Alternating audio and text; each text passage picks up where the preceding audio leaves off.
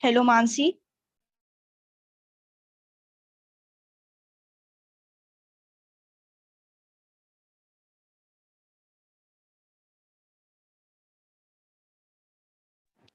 Mansi, can you hear?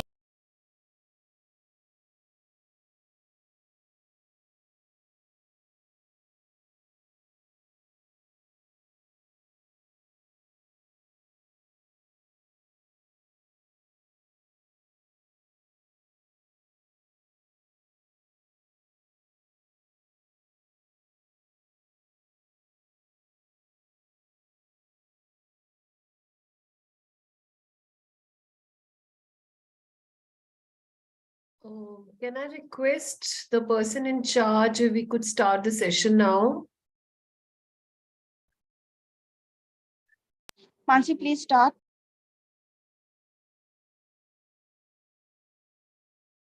Good afternoon, everyone. I'm Mansi, member of Knowledge Stays. Welcomes you all to the second International Virtual Conference on Clinical Legal Education, Legal Aid, and Human Rights 2023. For this technical session, we have Dr. Bharti Kumar as the session chair. Dr. Bharti is a professor of law at NLU, Delhi. She joined NLUD in 2009. She has a long experience of teaching law since 1998. She has been a student of Delhi University and has taught at the Faculty of Law, Law Center 1 and Law Center 2, DU.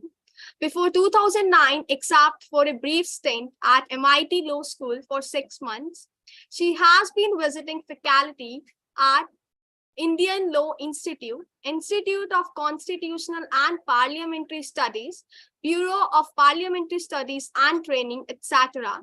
She has published several articles and made paper presentations on various topics of law.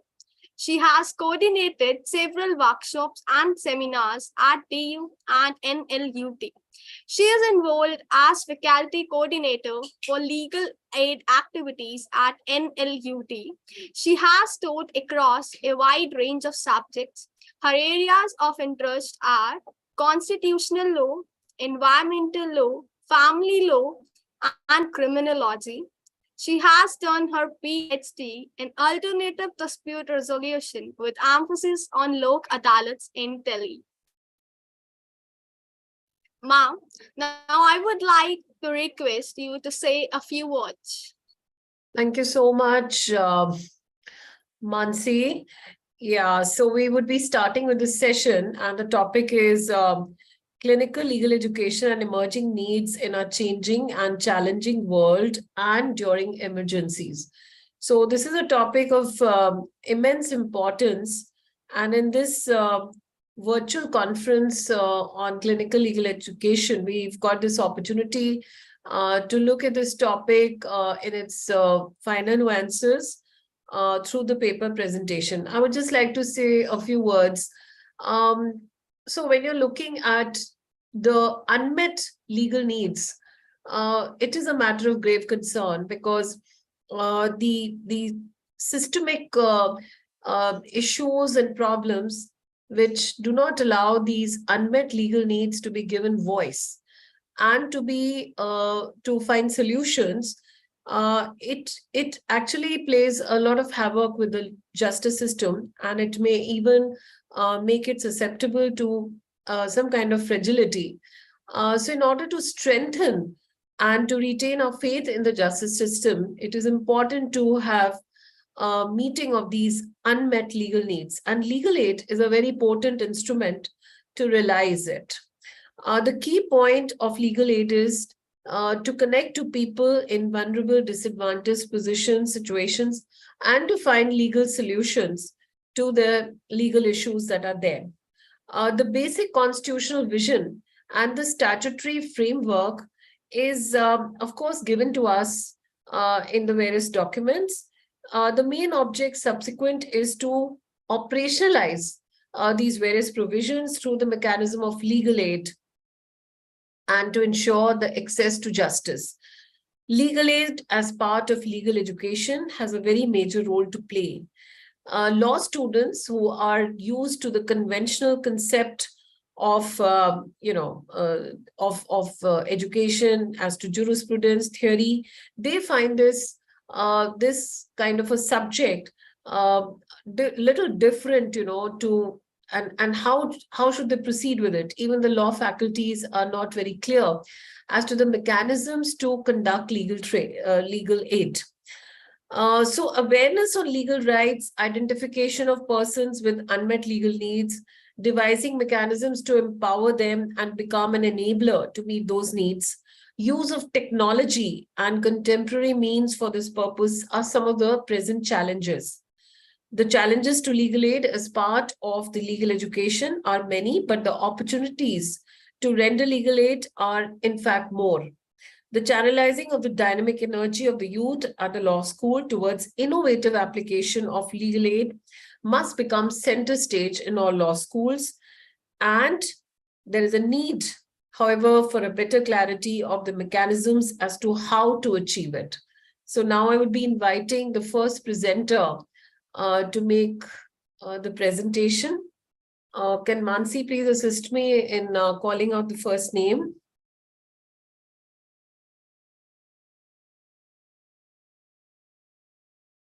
Thank you so much, ma'am. Before we proceed, I would like to clarify that each presenter will have 10 minutes only, and you all are requested to comply with that time limit only. All questions will be taken at the end of the session. Your timing will be informed in the chat box and keep a track of the same. Moving on the first presentation by Tushti Chopra on the topic Role of Bench and Bar in Clinical Legal Education and Legal Aid Training. Good afternoon, everyone. I'm facing some technical issues, so my camera would be off.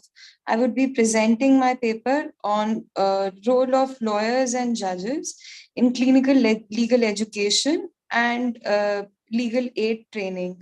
So, firstly, I would like to thank my teachers because whatever they have taught me in life, that is what has helped me sail through the legal profession. And the importance of training law students during their uh, legal education is something which is well known. And clinical legal education is a new kind of education which is being incorporated into the legal studies and law school curriculum, but then it is not known what all is to be taught into that, and the teachers who are basically equipped to give traditional lectures are asked to take these legal aid clinics, but then they lack practical understanding, and many of them have not even ever gone to the courts. Apart from that, there is within the legal aid, the legal clinics that we have, the clinical legal education, it is realized that we need to have some kind of training for legal aid, because when legal aid is recognized as a constitutional and a human right that every individual who is marginalized and not having access to justice is entitled for. But then we do not have any kind of training how this legal aid training is to be given. What we expect from law students is that moment they join the profession, they are supposed to already know how to give legal aid, but when they become lawyers and judges, they don't have any kind of training. Only after several years of being in the bar and the bench that they realize how this training is to be given. So when they learn that kind of skills and that kind of understanding how this legal aid training is to be given, they can very well pass on that learnings to the law students if there is some kind of collaboration between the academics and the bench and the bar for sharing their this experiences, not only for legal clinical legal education, but also for legal aid. So various methods by which these lawyers and judges can uh, uh, provide both clinical legal education and legal aid is well recognized, but then we do not have a written curriculum as to how they are to be incorporated. We do have a law that recognizes the rights of advocate to not only practice but also teach up to 3 hours a day. But this law is not that benefited by the law colleges, who do not use the lawyers for teaching practical subjects. But clinical legal education and legal aid is kind of subject which the law schools can use these lawyers and judges to teach. These lawyers and judges can not only provide a kind of networking for the law students, but they can also open their eye to the practical and real life experiences. Like they can go for court visits and see how the judges or the lawyers have been able to provide legal aid. They can uh, include them in client counseling sessions where the judge, like the law students, can be trained how to provide this legal aid. Apart from that, the lawyers and the judges, they can also mentor and guide students. They can supervise various activities like paper presentations or like practical counseling sessions. They can help with that as well. So we find that the lawyers and judges can play a vital role in providing legal aid and clinical legal education. But then there are several challenges that may be there if we want to include both lawyers and judges into the legal aid curriculum. So the main challenges are basically the time constraint is one of the major challenges, that lawyers and judges, they have their own life. They cannot be expected to sit in the classroom teaching. It is difficult for them to uh, like to sit and give time accordingly. So what practical solution can be that they can be provided some kind of flexible timing, that instead of say a class which for normal students was say 10 to 12, the lawyers can be given a chance, like given a given option that they can choose any time between that. So uh, that could be done. The other thing is the technological advances. The technology can be used, like virtual hearing and virtual conferences could be one of the ways by which the lawyers, say a Supreme Court judge, could uh, interact with say a Jammu and Kashmir student. So that could be one of the ways. Other limitation is that there is no kind of stipend or some kind of credits which are given to these lawyers and judges. So maybe some kind of funding which can be included to ensure that some stipend or some appreciation which is given to the lawyers and judges is also one of the points that is to be considered. Apart from that, we need the lawyers and judges, they may not know what all has to be spoken during the lectures. So some kind of curriculum or some kind of like some kind of subject can be provided, like how legal aid is to be provided in a civil case to a pauper. So that could be one of the ways in which the content of what lawyers and judges are teaching could also be streamlined. So basically for ensuring that the role of judges and lawyers is properly enforced in our uh, legal education, I have few suggestions. So firstly, my suggestion is that there has to be a structured curriculum and clear learning objectives where you can it is not only clear to the students but also to the lawyers and judges what is to be taught and how it is to be taught, and more emphasis on practical training and hands-on training must be done. Apart from that, the diverse backgrounds of lawyers and judges, the diverse specializations that they have, that needs to be incorporated. Apart from that, this method can be used for enhancing the ethical knowledge and professional ethics that is required from students, which can only be there when they practically learn how to behave in a court, how to deal with clients, how compassion and access to justice can be inculcated within the students.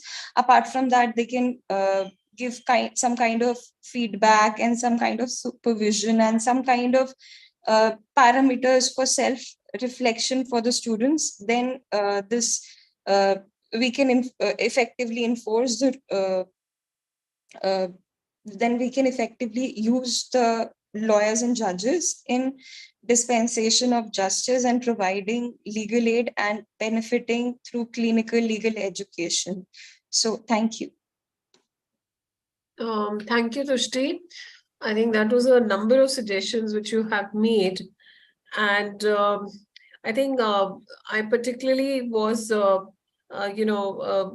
course, it's a matter of detailed discussion, but a structured curriculum and clear learning objectives. I think this is something which it remains yet very unclear before all law colleges.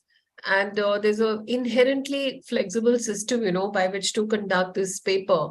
But I agree that there is a need to have some kind of, at least some benchmarking is needed in order to keep the standards a bit uniform.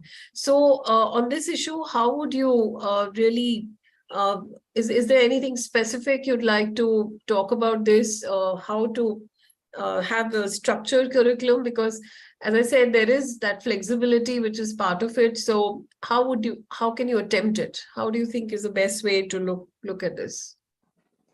Thank you, ma'am, for that question. There are ways in which we can enforce a structured curriculum and clear learning objectives. What I propose within this point is that first we need a clear law, that the law itself should identify what are the clear objectives that we want law students to inculcate. So when the law itself says that they need to learn how to provide legal aid, not only as a lawyer, but also as a judge, how to deal with say vulnerable like people in vulnerable situations, say like for instance refugees are entitled to legal aid, so how would you deal with them? So these are things when we clearly state that in this situation this is what they must learn as a legal professional. And apart from that, what I also propose in that is what needs to be mentioned is the curriculum needs to be like standardized, but the flexibility of how that curriculum is to be enforced, that needs to be left to the law colleges, that this is the curriculum that they must complete. But like I suggested, that the flexible learning. So slightly it remains a little hazy as to even the content of the curriculum, because one side, of course, there are statutory enactments and Legal Services Authorities Act, and you have a whole structure of authorities there, but that is not really enough. So I think there is a need for a greater interaction by the faculties on this particular issue. So thank you so much, Tushti. If we can go to the next presenter. And I would like to welcome Professor Noori here. I can see him on the screen. So thank you so much for being there. Yes. Thank you, sir. Yeah. Second presentation by Shalini Nagpal on the topic legal protection and promotion of human rights by legal education and scientific test.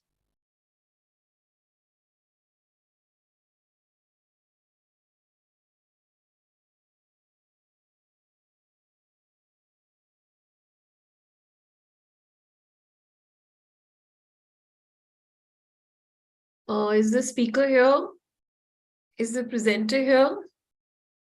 I am not able to see anyone on the screen with the name just being called out. So I think we could move to the next speaker in case she's not here.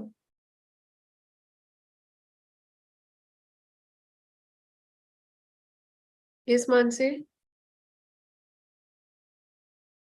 I think there's some message on this chat box.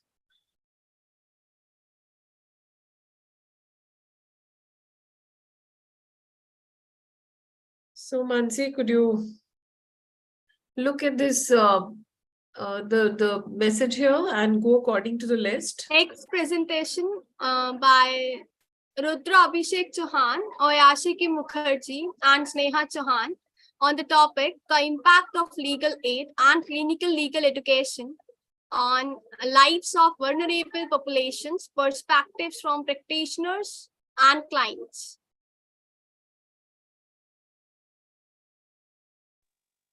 A very good afternoon, everyone.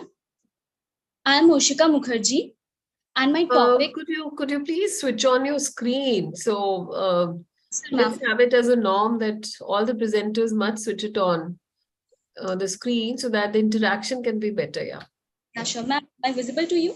Yes, yes, yes. Thank you so much, ma'am. So a very good afternoon to everyone. I'm going to present on the topic the impact of legal aid and clinical legal education on the lives of vulnerable population, perspective from practitioners and clients. All the queries will be dealt by my co-presenter, Ms. Neha Chauhan. So firstly, I would like to thank ma'am for providing the opportunity to speak in front of you. Access to justice and empowerment are fundamental rights that should be available to all individuals, regardless of their social, economic, or cultural backgrounds. However, we know that vulnerable populations often face significant barriers in asserting their legal rights and navigating complex legal systems. Today, we present to you a comprehensive review of the impact of legal aid and clinical legal education interventions on the lives of disadvantaged groups. Our research draws on the perspectives of both practitioners and clients, providing a holistic understanding of the transformative potential of these interventions. In this presentation, we will take you through the objectives of our research, the framework and the methods we used, and the expected outcomes of our study. We will also delve into the findings from showcase inspiring case studies, discuss the challenges and the limitations faced by these interventions, and also recommendations for strengthening legal education, legal aid and clinical legal education programs. Legal aid and clinical legal education play a very important role in enhancing the understanding of legal rights and responsibilities, which promote access to justice, reducing social exclusion, and advocating for social justice. They empower vulnerable populations to assert their rights, challenge systematic inequalities, and create a more equitable society. We believe that by sharing our research findings, we can contribute to the development of evidence-based practices, policies, and collaborations that strengthen legal aid and clinical legal education interventions. So in today's session, I would like to explore the crucial role that legal aid and the legal education which play in ensuring access to justice and protecting the rights of vulnerable population. These interventions provide essential resources and knowledge to empower individuals and communities, contributing to a more just and inclusive society.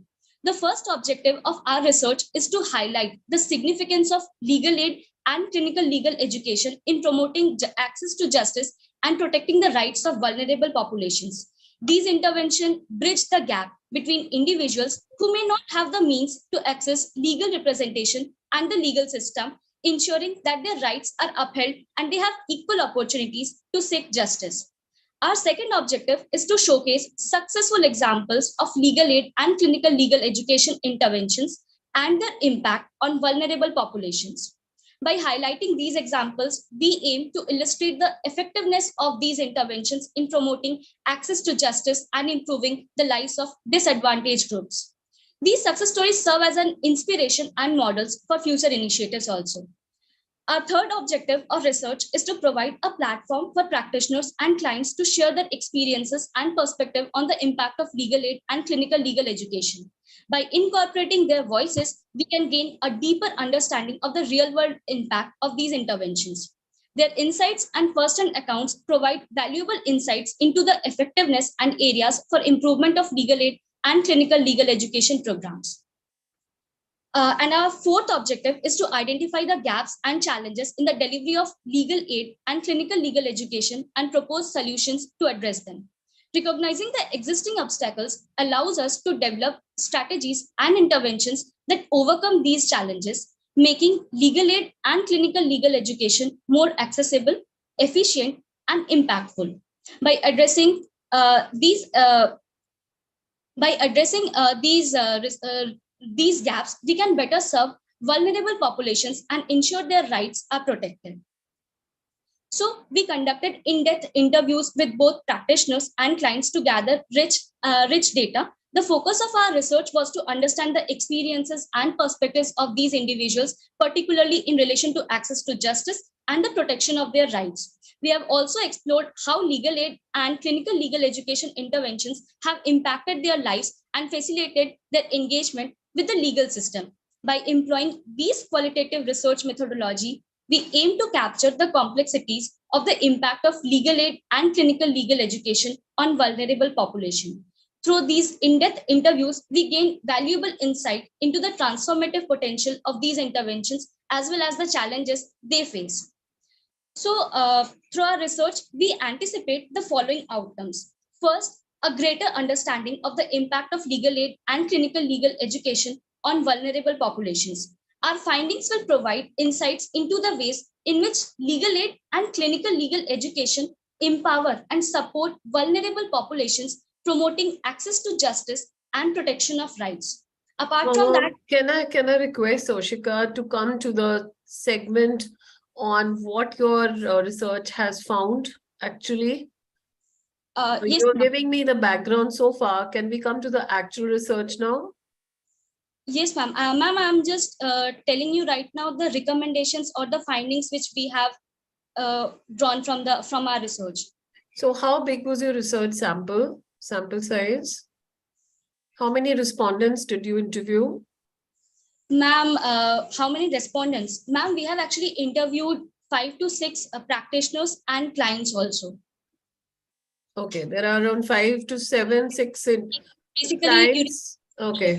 Okay, and across what is the place? It is any particular locality, any district courts, high court, or high court level? particularly we have conducted our research in NCR region only. Okay, and at the district court level? Yes, ma'am, at the district court level and in our firms where we have entered under an And is advocate. it all civil cases, criminal cases that you're looking at? Issues? Ma'am, criminal and civil both. Okay, and what are your findings now? Let's go through them quickly. Yes, ma'am. Not what you anticipated, what you found. Ma'am, what I basically found is the challenges which they face, the identification of successful interventions and the best practices that they get. So can you speak about it? Yes, ma'am. Ma'am, basically, the examples will serve as a model for future initiatives, and we will highlight also the best practices in delivering the effective legal aid and clinical legal education. Also, ma'am, I'll be dealing with a few case laws. I'll be telling you few case laws which we have dealt, which we have studied for our research. So if you could allow me, so can I start the case studies? I think. Ma'am, actually, you are on Yeah, mute. I'm mute. Yeah. No, we are more interested to know the results of your empirical study. So case law is established case law, right? So No, can you... it's not established case law. They are basically, we have talked with them, we have interviewed with them. Okay. So quickly. Yeah. So you have just a couple of minutes. Jaldi se bolo. Yeah. Ma'am, the first case is, I'm not going to disclose the name of the case. I'm just giving a hypothetical name like ABC Clinical Legal Education Initiative, whereby ABC Clinical Legal Education Initiative operates through a law school clinic, providing free legal services to marginalized communities. And they basically target the population to the who are homeless individuals and those who are at risk of homelessness. So the initiative has not only provided legal representation to homeless individuals, but also worked collaboratively with local shelters and social services to address underlying issues. And as a result, clients have obtained stable housing, resolve outstanding legal issues, and gain access to vital services. And ma'am, apart from that, there is one more instance where we have interviewed interviewed, and this is that XYZ Legal Aid Program, which mainly focuses on providing free legal representation to low-income individuals in family law matters. So, ma'am, the program has successfully served favorable outcomes for clients, ensuring child custody rights, securing protection orders, and enabling access to essential financial support. And the clients have reported a greater understanding of their legal rights and improved confidence in navigating the legal system. Okay. So there's just one, this kind of a study is a very important addition to, we always say research is an addition to existing knowledge, right? So such research studies always welcome. But, when you say vulnerable populations, that's a very, very wide term, right?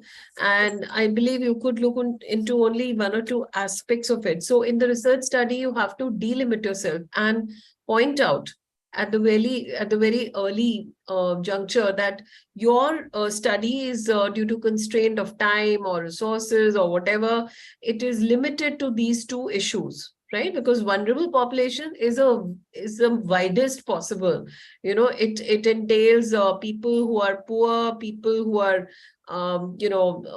say even LGBT. It indicates so many sections of people who are really at the receiving end, and they have not really got the kind of legal remedy that they're looking for. So that's one observation I would like to make.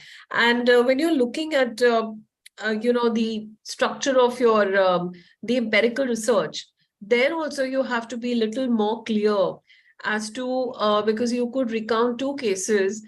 So the specifics, yeah. Ma'am, because time constraint, I'm using this Yeah. particular cases only. I'm stating this particular two cases only. So Okay, if I you have 5 cases. You have otherwise 5 cases with you. I have more. Okay. Thank you so much. Thank you. Yeah. Thank you so much. Thank you.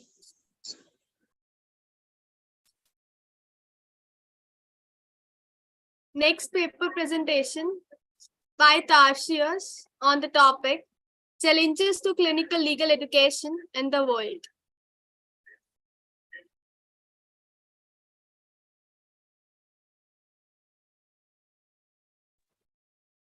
Yes, good afternoon, everyone. Yes, good afternoon to you.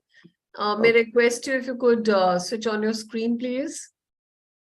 Unfortunately, ma'am, due to some travel restrictions, I cannot turn on my camera, and I also left my my workstation. So I'll be trying to work with the phone that I'm currently having. Okay, please go ahead with your presentation. Okay. My name is Tarsius Kadziko. I'm currently doing law. So my research was based on the challenges which are being faced by clinical legal education globally. So if possible, can I please be allowed to share my screen so that please do, yeah. Okay. It's saying that I am not okay. I've been allowed.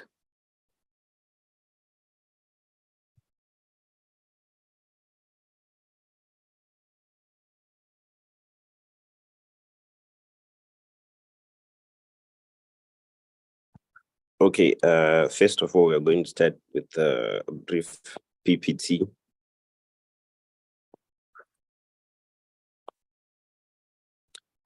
Okay, basically, the topic that I based my research on was challenges to clinical legal education in the world. So basically, like what has been said already, the definition of clinical legal education is a teaching method that combines theoretical concepts and actual practice. So the need for clinical legal education, if I can stress the need, is to bridge the gap between theory and practical aspects of law. It's also to make the students familiar with what to expect in the field after passing out. It's also to better equip students who are passing out, and it's also there to try to minimize rookie mistakes in the field. Moving on to the actual challenges to clinical legal education in the world are lack of experienced clinicians and lack of proper funding, lack of knowledge on importance of clinical legal education in overcrowded classes, and the current condition of clinical legal education. So my research paper was as I stated before that it was a global research. So I covered aspects from India, where I'm currently studying, and from Africa, Zimbabwe to be specific, where I come from, and from South Africa, our neighboring country, and also other parts of Europe, based on the information that I found during the research and through friends and family members who've actually attended. So going on to the abstract, which the abstract is going to try to explain in brief the problems which I found. So legal education worldwide is facing scrutiny due to its failure to graduate students who have the problem-solving abilities, skills, and professional values necessary for legal profession. Clinical legal education seeks to provide a solution for this problem. It creates a learning environment where students are required to apply their law school knowledge in a setting which replicates the world where it is practiced. Allowing the students to take on aspects of a case and handle it is in the reward. However, the implementation of clinical legal education comes with various challenges. In India, for example, the lack of experienced clinicians to deliver the lectures presents itself as an obstacle. The Advocates Act 1961, which outlines the guidelines for advocates, prohibits full-time faculty from representing clients, thus limiting experience of the faculties who are available to implement clinical legal education. Furthermore, the Act also prohibits lawyers from becoming full-time faculty.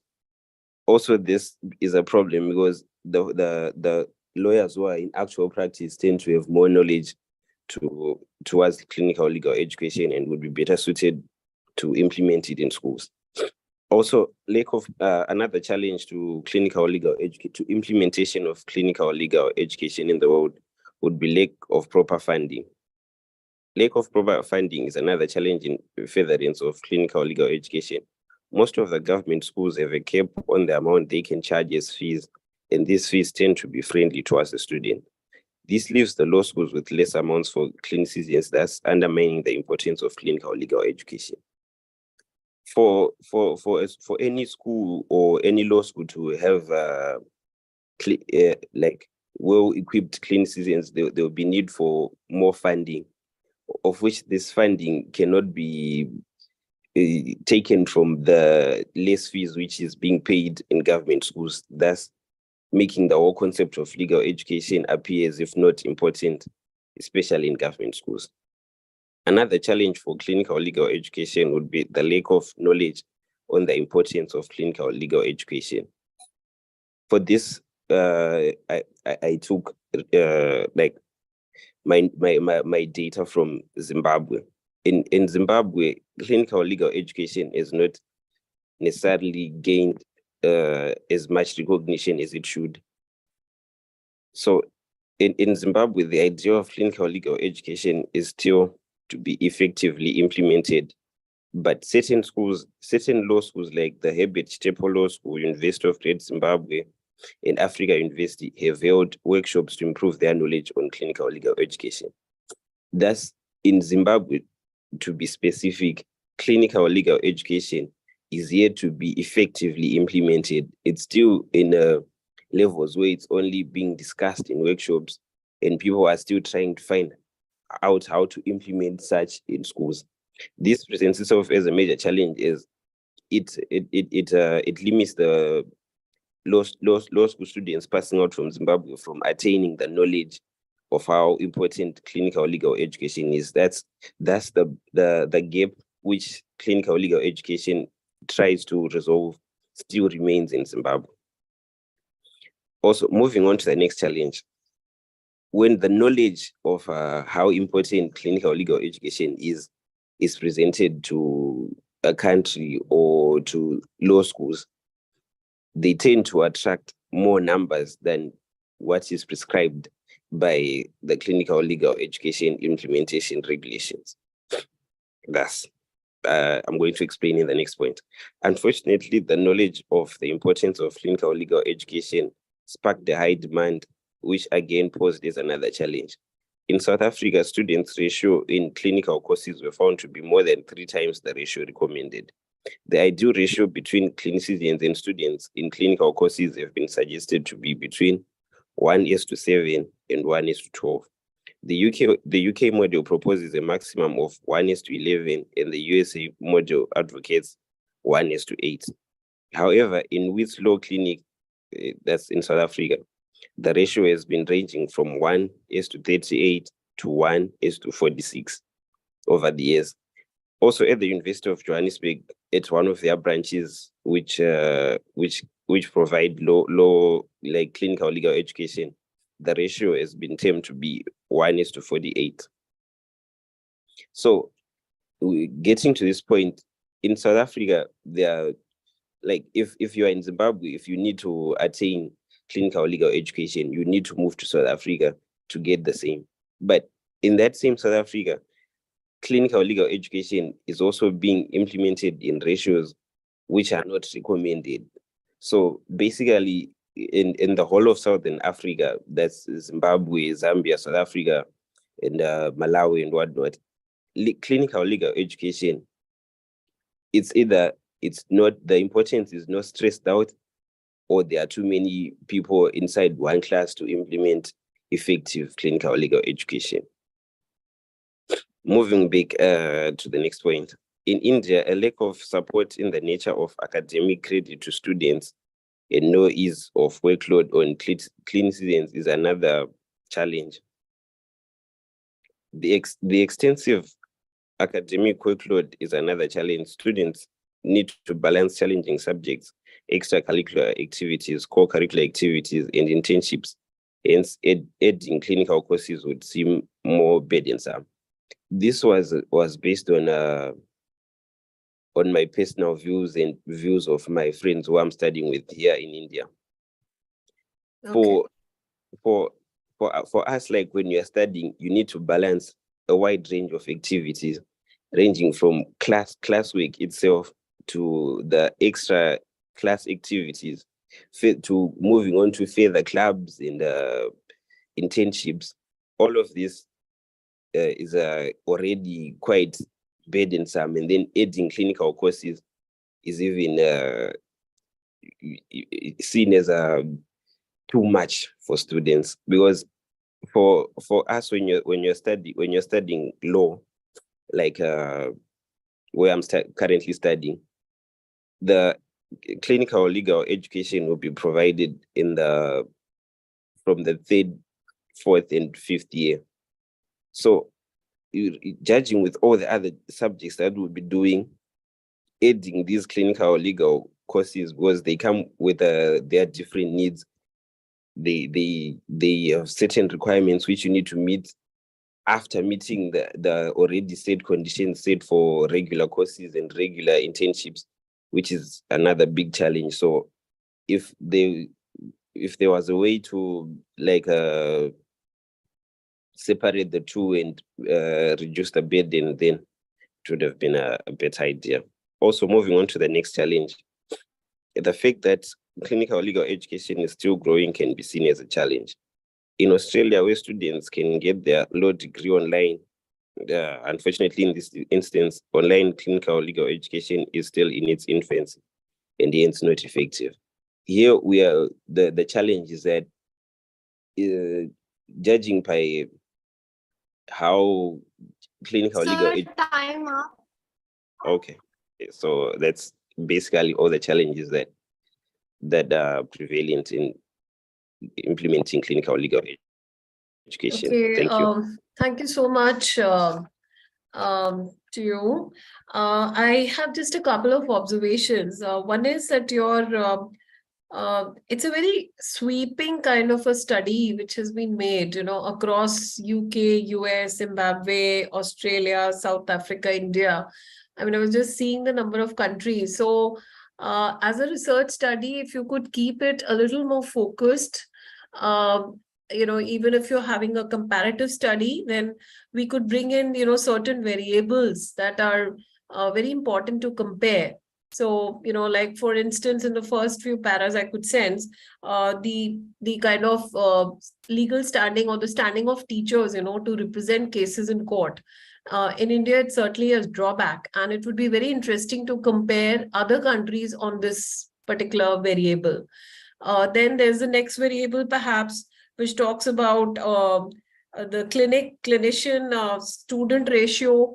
So you can have a comparison on that particular variable across countries. So that's a request to you that whenever you attempt such comparative studies, try to keep the variables highlighted and how to compare it between countries, because that gives you a better view to the listener also, because this is a very important study which can be attempted and which can bring out so many best practices, or the kind of loopholes, or the kind of issues that remain in certain countries and certain legal systems.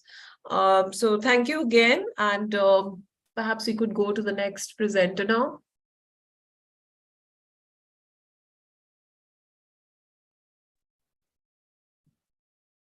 Yes, Mansi.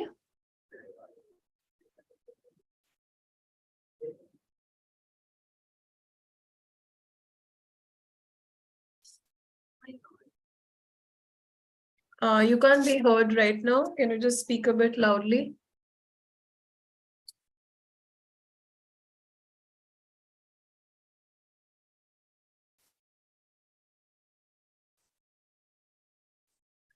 What I can see from the list is the next person is, yeah.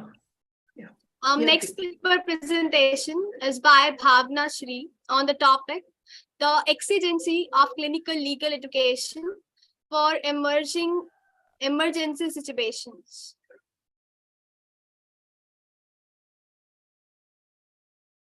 Am I audible now? Yes, Bhavna, you're audible. Yeah. Good afternoon to everyone. May I share my screen, Yes. please?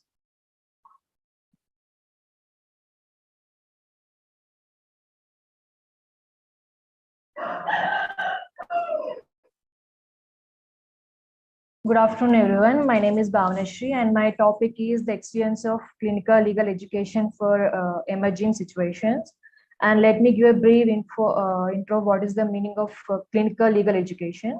And it is a teaching method that combines both the theoretical concept and actual legal practice. And its main purpose is to help students to learn from their own experience and form their reflection on that experience. And it is essential to the student community to develop the professional skills and practical application of the law. And it exposes to the handle the cases independently with self-reliance, and it focuses on social, moral, and ethical values to make a promising lawyer by motivating and creating a sense of responsibility in the students to serve the community. And the concept can be drawback to the 1960, where the first time it has been substantial part of the legal education, and it was later introduced in 1970 United Kingdom and in Australia in 1990. The main purpose is it helps to bridge the gap between the theory and practical, and in bridging the gap between the two, clinical legal education can be plays an important role.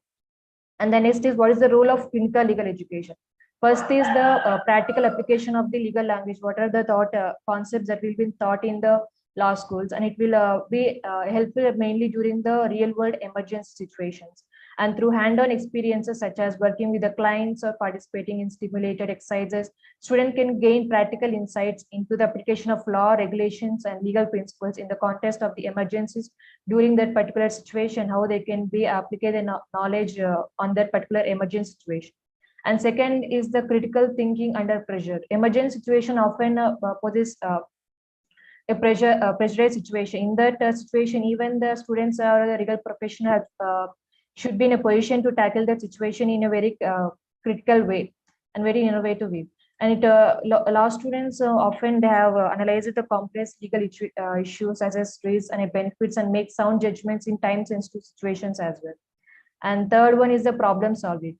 Emergent situation often present novel and multifaceted legal challenges that require more innovative problem-solving approaches. And CLE cultivates student problem-solving skills by exposing them to real-world legal issues and encouraging them to analyze, strategize, and develop creative solutions. And this includes identifying legal avenues, conducting research, considering ethical implications, and working collaboratively to address the legal needs of individuals and communities affected by the emergencies. Some of the emergency situations where clinical legal education can be helpful, like during the natural disasters like hurricanes, earthquakes, and floods. During there have been many people who have lost their lives or houses, and many of the people, they don't know how to access the legal. In that situation, if the students or the legal profession, they are quite adapted to that these situations, how they can handle that. It can be very helpful during the natural disasters. And our students and faculty have collaborated with the relief organizations and government agencies to help the survivors to access the essential services like navigate the insurance claim and address legal issues related to housing, employment, and public benefits. And second is the recent pandemic, which created havoc across the world. During the pandemic situation, CLE has been quite useful to address the different legal challenges arising from the different public health emergencies.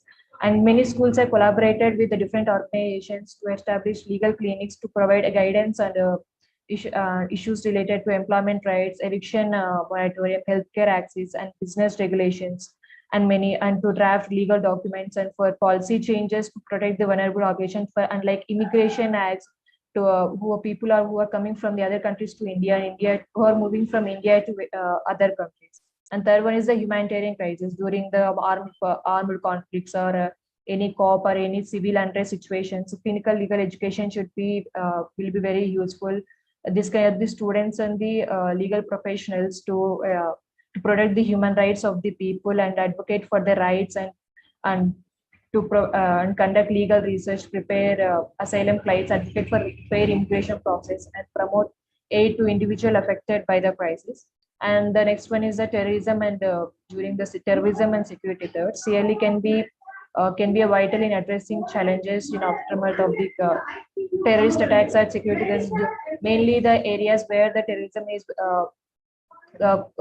quite pervaded and any other security threats like civil unrest or any riots or any other situations where there will be mass murders, genocides, and many other situations. For navigating compensation programs, using healthcare services, to help the people to seek justice and advocacy to strike a balance between the security measures and protection for the civil liberties. And the next is refugee crisis. And clinical legal education has played a significant role assisting refugees and displaced people in emergency situations. And students supervised by their faculty and legal practitioners have provided legal aid to vulnerable population, helping them to access asylum procedure, resolve immigration issues, and address the human rights violation. And environmental emergencies, which are mostly the man-made rather than the natural, industrial disasters, oil spills, and many other. It can help to understand the rights, filing lawsuits for the damages, and advocate for the environmental justice. So one other example is the Bhopal gas tragedy. And the next is the case studies, where the clinical legal education has been very successful, and it has helped the many people for the first one is the Hurricane Katrina Legal Aid Clinic in the US. After the devastating Hurricane Katrina 2005, the Loyola University New Orleans helped establish the Hurricane Katrina Legal Aid Clinic. This clinic education program provided vital legal assistance to many of the people and advocated for their housing insurance claims, foreign exchange management of benefits, and other legal matters, and including securing housing for the displaced families and resolving insurance disputes, ensuring access to the disaster relief funds, and many other. Another one is the legal aid clinic for Syrian refugees in Lebanon. And during the Syrian refugees crisis, the American University of Beirut established a legal aid program to assist the displaced Syrian refugees in Lebanon and providing them the legal aid and to protect their human rights and what are the refugee rights and where they can claim and how they can claim, and assisting them in protecting their life. They supported vulnerable individuals in navigating like complex legal landscapes, securing their rights and accessing essential services. This created a positive impact on the lives of the countless Syrian refugees, ensuring their legal protection and facilitating the integration into the host communities. And next one is the legal assistance for COVID-19 impacted communities, which is in India. Many law schools with their students and the teachers, they uh, they established clinical legal aid clinics and helped the vulnerable communities to access to the justice by virtual, remote, and also helped for legal consultation, draft legal documents, and represented clients' virtual court proceedings. Another one is the legal aid clinics for indigenous communities in Canada. In Canada, clinical aid, it will be quite helpful for the indigenous communities, particularly during the disasters and relief and between the conflict. This program often collaborations with the indigenous organizations offer helpful services that respect indigenous legal traditions and cultural sensitivities. They also helped for advocate for the land disputes, productivity rights, address environmental concerns, and provide access to rights for the indigenous individuals and communities. And let's conclude my presentation. In conclusion, I would say the exigency for the clinical legal education for emerging emergent situations undeniable. As societies face increasingly frequent and severe emergencies, it is imperative to recognize the vital role that legal professionals plays in addressing the legal challenges that arise in such circumstances. And it will be helpful. The skills can be very helpful in ensuring that law students are equipped to make sound judgments in high pressure situations as well through community service and legal aid provisions. Students contribute directly to the well-being and recovery of affected communities. Additionally, their involvement in emergency situations offer opportunities to influence policy development, shaping the legal framework that govern responses to the future emergencies. And the challenges such as resource limitations and logistic barriers exist. They can be mitigated through proper planning.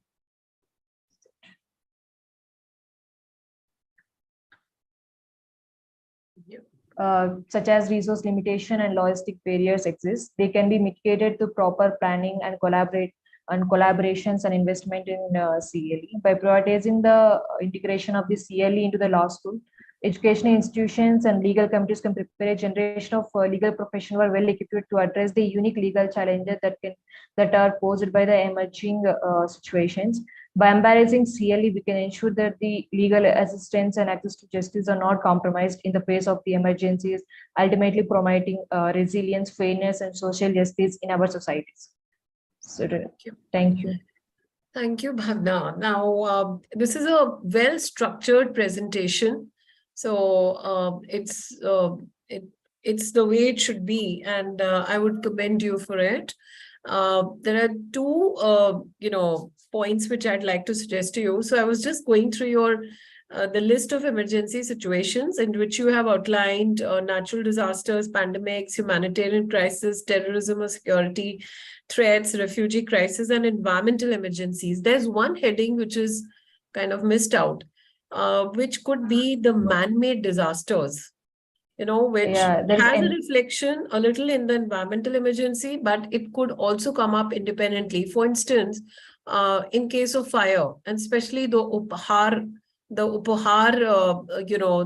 tragic case where fire took place in a confined cinema hall, how it resulted in loss of so many young lives, and it's a case which still continues, right? So maybe that is an addition you could make. Secondly, I would suggest to you, because you can structure it as a well-written paper. And on this, the headings could be brought out more effectively.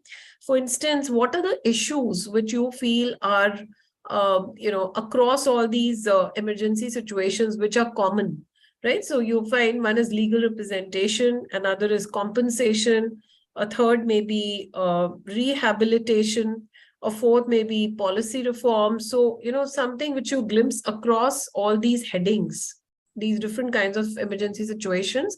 You could write a more elaborate note as to the legal frameworks that exist, or what kind of changes that can be envisaged, right? Okay, thank you so much. Thank you, ma'am. Next presenter is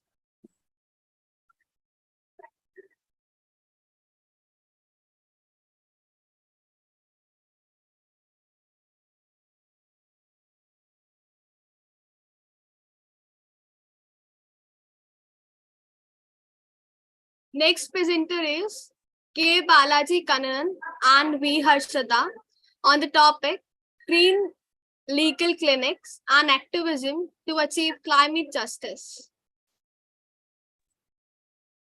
Good afternoon all. So we would like to share our screen. So I would like to request for making the same making provisions for the same.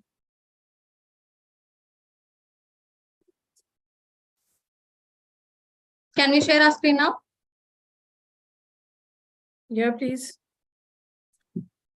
So good afternoon all. We would like to introduce ourselves as Harshada and K. Balaji, undergraduate students from Chennai Dr. Ambedkar Government Law College, Tamil Nadu. In this second international virtual conference on clinical legal education, legal aid and human rights 2023, our session proposal enunciates the role of clinical legal education in combating climate crisis. So how are climate crisis and legal education interconnected? What is the need for the intervention of the legal community in climate crisis? Climate crisis is not just an environmental issue, but a social justice issue because we have observed that the poverty and disparities arising due to climate crisis are on the uptrend in the recent years. So how does climate crisis give rise to disparities at the global level? In our research, we found that the extreme weather episodes of today disproportionately affect the poorest and poor economies of the world, making them highly vulnerable to the impact of the former. So how does this disparity arise? We observe that in such countries, a large part of the population depends directly on activities that involve resources that are provided by nature for their survival. Let's take, for example, agriculture, forestry, or fisheries, or in general, all the primary sectors. Thus, even a minor change in the climate will have a big impact in these countries. The interesting fact is that these countries, which are most vulnerable to the impact of climate change, are those which contribute the least to it. It is usually the most developed countries which contribute to the greenhouse gas emission, while its aftermath is reaped by the underdeveloped economies. In fact, even a minor deterioration in climatic conditions will exacerbate the pre-existing disparities and poverty. So to quote a good example, one shining example that I could give you here is that of Madagascar. Madagascar, which is an island in the south of Africa, known for its richness and heritage of biodiversity, is now experiencing the world's first climate change-induced famine, making it the first country to experience something of this sort. And it had also made it to the top 10 poorest countries of the world. According to the UN World Food Programme, these are famine-like conditions and they are being driven by climate, not conflict. I reiterate this again. These are famine-like conditions and they are being driven by climate and not conflict. So incorporating, what is the role of law students here and how can law students become effective and efficient climate negotiators? So incorporating climate studies in clinical legal education not only help reduce its impact, but it also helps in fostering more equal societies. Climate studies here doesn't mean just merely environmentalism or sustainability, but the socio-economic context of the same. Thus, equipping this generation with a variety of techniques to combat climate crisis will definitely have a major say in the well-being of human diaspora at the global level. It is necessary for the legal educators here to ensure that the students of the legal community have an adequate understanding of the social context of the climate crisis. Hence, we contend that the climate change education must be made compulsory and an accessible content across the core law curriculum. So over to my author.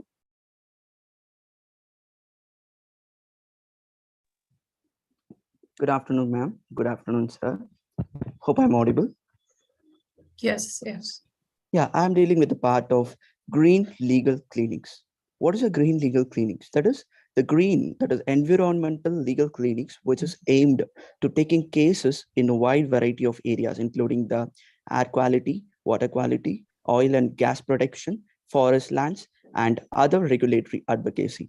These clinics gives priority to issues that impact the nature in the namesake of urban development and It also available to assist the groups with the tribal communities and other localities. Now we have to see the objectives of this green legal clinics. The clinic should consider the client's matters first come first serve basis, and it should also have a helpline number which where the people who are affected by this environmental causes can contact the supervising attorney who will be helping with the legal aid committee of the particular clinic. And this clinic should consider this client matter, and it will be arguing it with the practical experience. Next, we move on to the learning objectives of this clinic. This clinic have some field works where the law students and lawyers will be engaging in the litigation and practice oriented knowledge. Let me move to the learning objectives.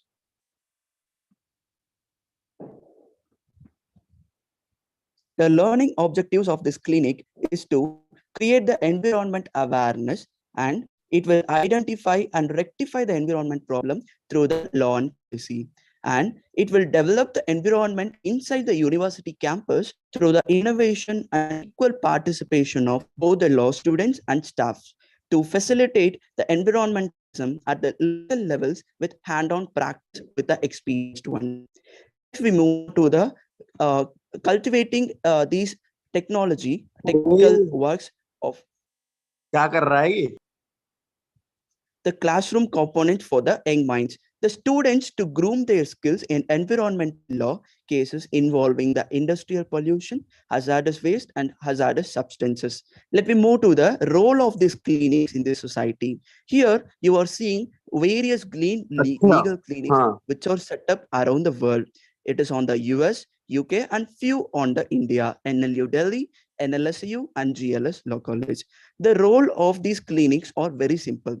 That is, it will engage the development process for environmental problems, and it will work with the scientific, economic, and policy experts who can make the reforms through the policymakers. And it will draft the climate change mitigation and adaptation regulation and policies. And finally, these clinics involving in the investigation of new cases. As ma'am said a recent case, that is a fire accident in a mall, whether the legal clinic is engaging in a particular law college, it will engage in this particular case, and it will investigate the particular case. As an end note, we end with a quote, that is, clean air, water, and a livable climate are inalienable for human survival. Thank you. Thank you so much to both the presenters. And this is a topic after my heart because I'm, as an environmental law teacher, I can absolutely emphasize with it. And I think all of us can, in this age of climate change, where, the imperatives are facing us. So when you're talking about the green legal clinics, this is a concept which needs to be made part of virtually every law school, across India and across the world, because it's like we are facing literally the extinction and obliteration of nation states right now, the small island nations, and there is a lot of displacement of people. There is a acute problem of climate refugees, which is emerging across the world.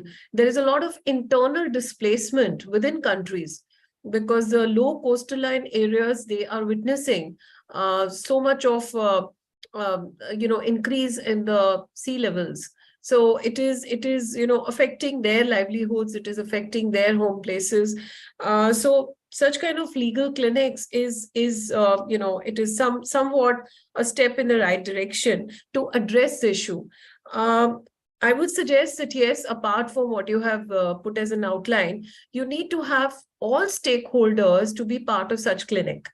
And when we say all stakeholders, then it means the corporate entities, to which we would say a lot of our ills, which are, pertaining in today's modern contemporary society, a lot of that, the origin really goes, it's all credit to them, because they have helped us to progress, to develop, to, in terms of economic variables. But otherwise, it has been, the way situation has emerged, it is extremely, it's almost a existential crisis that we are facing. The local communities is another segment, and of course the governmental authorities.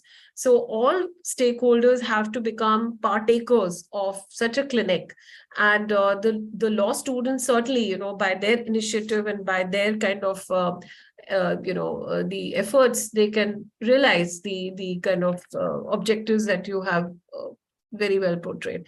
Yeah, thank you. And let's go to the next one then. Yeah. Next presenter is Vishal Chaudhary and Advocate Sumit Rawat and Advocate Keshav Nagi. And the topic is imparting clinical legal education among the juveniles with aways, adolescent romance and delinquency, a critical legal analysis. Good afternoon to the chairperson and the extended gratitude to organizing a committee. I am Vishal Chaudhary, a second year LLB student. I am here to present a session proposal. Imparting clinical legal education among the juvenile with service adolescent romance and delinquency, a critical legal analysis. As we speak, a young mind known as a minor or juvenile in the legal language, it has become imperative that these baby minds require to be shaped and groomed at the right age, so they can grow into a sensible and sincere citizen of a country. There is a where the clinical legal education come into the picture. The clinical legal education is a process of transforming theoretical knowledge into a practical aspect. Across the world, Vishal, your voice is very muffled. If you could do something about the clarity of your voice, we can't hear you very clearly. Can I start again? Just speak a little more, because I couldn't follow what you were saying right now. Now it's okay then? Well, okay. In the given circumstances, I think we can just proceed. Yeah. Okay. Across the world, several organizations are running smoothly to deal with the issue of juvenile delinquency and help young kids to grow into a better human being. Just increase your volume. Just increase your volume. Volume increase करिएगा. It's already on. This is the maximum. Yeah, ma'am. Okay. Just speak closer to the set that you have, closer to the instrument. Yeah. In a country where 50% of a population in below 25 years is highly influenced by the Western culture, it is essential for the judiciary of such a country to deal with teenage relationships a different footing until they are reformed, dedicate legislation to deal with the same. The amendment of 2015 in the Juvenile Justice Act has generated a liberty with a male of 16 years of age shall be treated as an adult if he commits a heinous crime. However, when seen through the lens of a teenage woman, it is uncommon for a young male and female to fall under the age of 18 to engage in sexual activities, making it difficult to the judicial system to implement the punishment in the case of consequences intercourse among the young adults, which is registered as a forced intercourse under the pressure of a society, merely with a malified intention against the males. Gender sensitivity is a pressing issue since the mindset is a scheme for Indian society. India is a dire, not a gender natural law, which is not protect only the females but only the male society. Over to my fellow mate.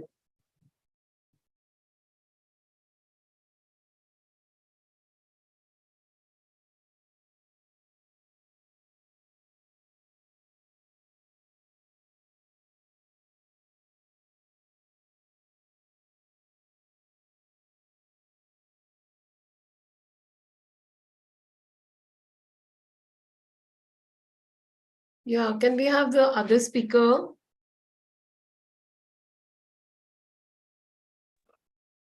Good afternoon, one and all. The paper has been presented by Vishal, and if there are any questions, Me and Keshav will answer the same. I'm sorry, but we've not heard the full paper. That was barely an outline. If you can just supplement what is part of this paper. Yes. Very well, ma'am. Just a second.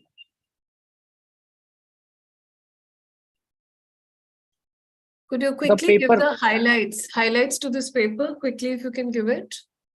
Yes, I will give a small conclusion. The present legislation for sexual offense against children was much needed. The effectiveness of a law depends largely on the people responsible for its implementation and application. State governments will have to ensure that all the requirements specified under the law are in place. The law here refers to the Juvenile Justice Act, and the second one is POXO Act. It is now for the central and state governments to improvise by adding reformative measures and implement this law by creating effective machinery to check heinous crimes of gross sexual abuse against children by enlightening all the concerned about it.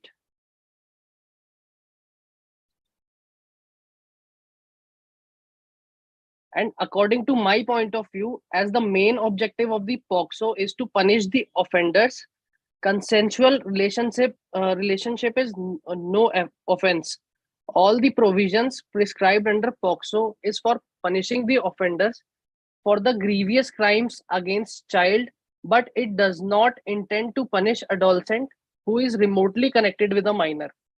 The cases of nature where teenagers involved in consensual relationship, the scheme of this act did not intend to bring within its scope. Punishing an adolescent boy who enters into a relationship with a minor girl and by treating him as an offender was not the objective of the POXO Act. Having the legislation in place does not guarantee the smooth functioning of the justice delivery system. POXO Act has been established to exclusively deal with cases of sexual offenses against children. Promoting such things will cause the total misuse of POXO Act. So it is rightly said that the legislature has to keep changing according to the needs of the society and bring necessary changes in law, especially in a stringent law like POXO Act, as this clause is not the primary objective of the act. Right. Is that your conclusion, or would you like to Yes. say? Yes, ma'am. Okay. So That's it. yes, the whole issue of the age of consent Yes. is a very important legal issue. It has emerged in a number of cases which have come up before the courts at the High Court level and Supreme Court level. High courts have particularly made their observations that there is a need to relook at the provisions of the POXO Act, particularly in cases, the ones which you have mentioned, where there is an adolescent case and, another person who is, below the age of, as we call it, as a child, as a juvenile, as we understand, 18 years. So there is definitely the need to really appreciate the kind of the realities which are prevailing in society and to correspond the law in accordance with them. So we need to, but of course, not losing sight of the fact that the female gender is very often, it is susceptible to all kinds of violence, and sexual abuse is certainly one of them. So that kind of a balancing which needs to be made through law is to be looked in by the parliamentarians. Well, thank you, Sumit. And yeah, if we can now go to I think it's the last presentation. Yeah, ma'am. Okay. Yeah. Next presenter is Uzma Abbas, and the topic is the impact of international human rights law on protecting the rights of women.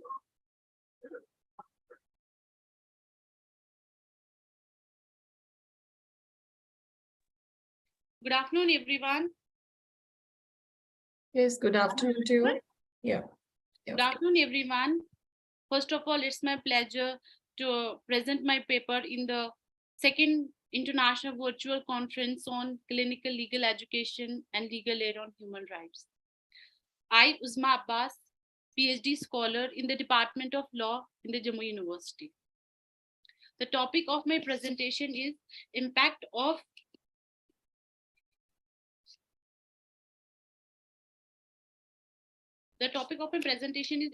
the human rights.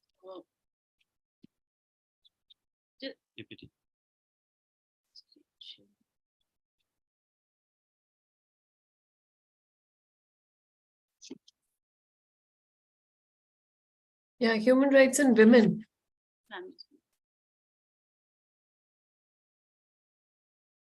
The impact of international human rights law on protecting the rights of the woman. The woman's standing indicates the degree of social justice in a society, and a society's level of social justice reflects the degree of the human rights in that nation. The most crucial tenet of human rights in her society is the disparity between men and women. Women's rights in general are among the pressing concerns that have drawn the concern of the world arena and prompted calls for the protection of human rights. The safeguarding, advancement, and equalization of women with males in all the areas of rights are the goals of these rights. Since women give birth to a new life and are a vital part of the centuries, even female and male naturally, if we will see, female is more powerful than the man. If a female cannot give the birth and will not let the society to go on,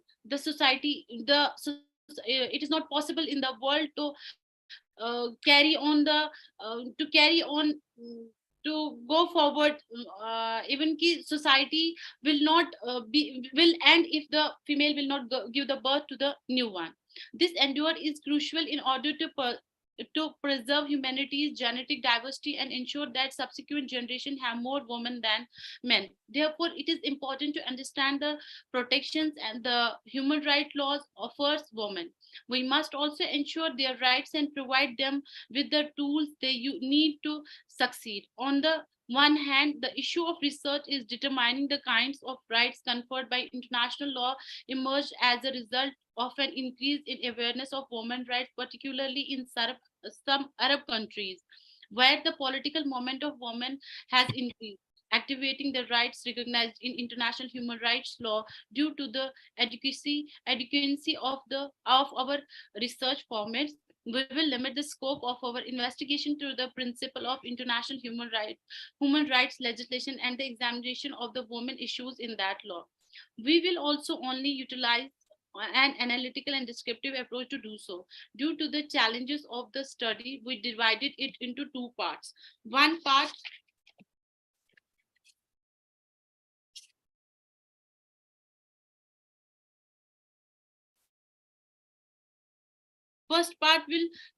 first category will deal with the rights of the woman under international law, and second part will deal with the backup of the how to protect these laws for the woman. First category, the legislation that regulates interactions between subjects of international law, including states, organizations, and even peaceful citizens that have obligations and rights under this law, is known as international human rights law. Human rights are those that work to ensure and defend what it means to be human in the variety of economic, political, and social spheres. As a result, this topic must address two criteria. The primary one is that it must address international law and equality between men and women, and the second must address how human rights protect women's rights.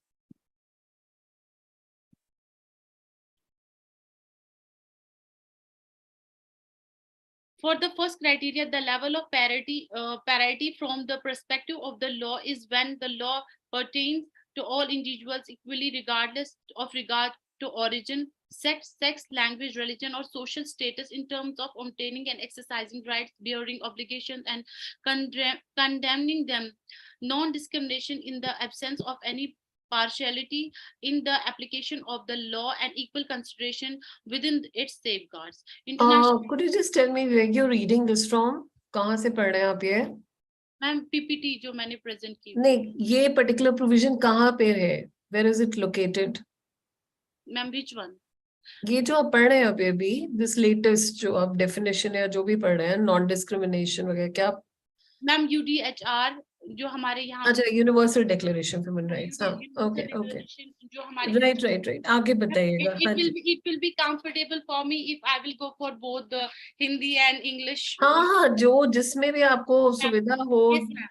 Ma'am आप ये जो उसमें हमारा बोले सारा first of all जो इसमें मैंने जो पेपर प्रेजेंट कर रही हूँ हम इंडिया की इसमें मैंने कम इसलिए बात की बिकॉज हमारे यहाँ पे ऑलरेडी अवेयरनेस है ऐसी बहुत सारी सोसाइटीज है through out the world even हम अफ्रीकन अरब स्टेट्स को हम ज्यादातर अगर देखें वहां पे पॉलिटिकल राइट्स इतने अवेलेबल नहीं थे फीमेल्स के लिए बहुत सारी ऐसी जैसे श्रीलंका की हम बात करें जिनके अभी मेल्स के राइट्स इतने कंफर्म नहीं है तो वो फीमेल्स के राइट्स कैसे प्रोवाइड कर सकते हैं इसलिए एक एरिना चाहिए इंटरनेशनल लेवल पे नेशनल लेवल पर्टिकुलर हमारा है या नहीं है लेकिन इंटरनेशनल लेवल पे हमारे वो राइट्स जो है वो प्रोटेक्ट कर सके हर एक फीमेल को एक यूनिफॉर्मिटी हर एक सोसाइटी में प्रोवाइड हो सके तो उसके लिए फर्स्ट ऑफ ऑल हमारे जो यहाँ पे राइट्स बने थे इंटरनेशनल लेवल पे हमारा universal declaration of the human rights हमारा आ गया था उसके बाद हमारे universal declaration of human rights है the international covenant of social economic and cultural rights है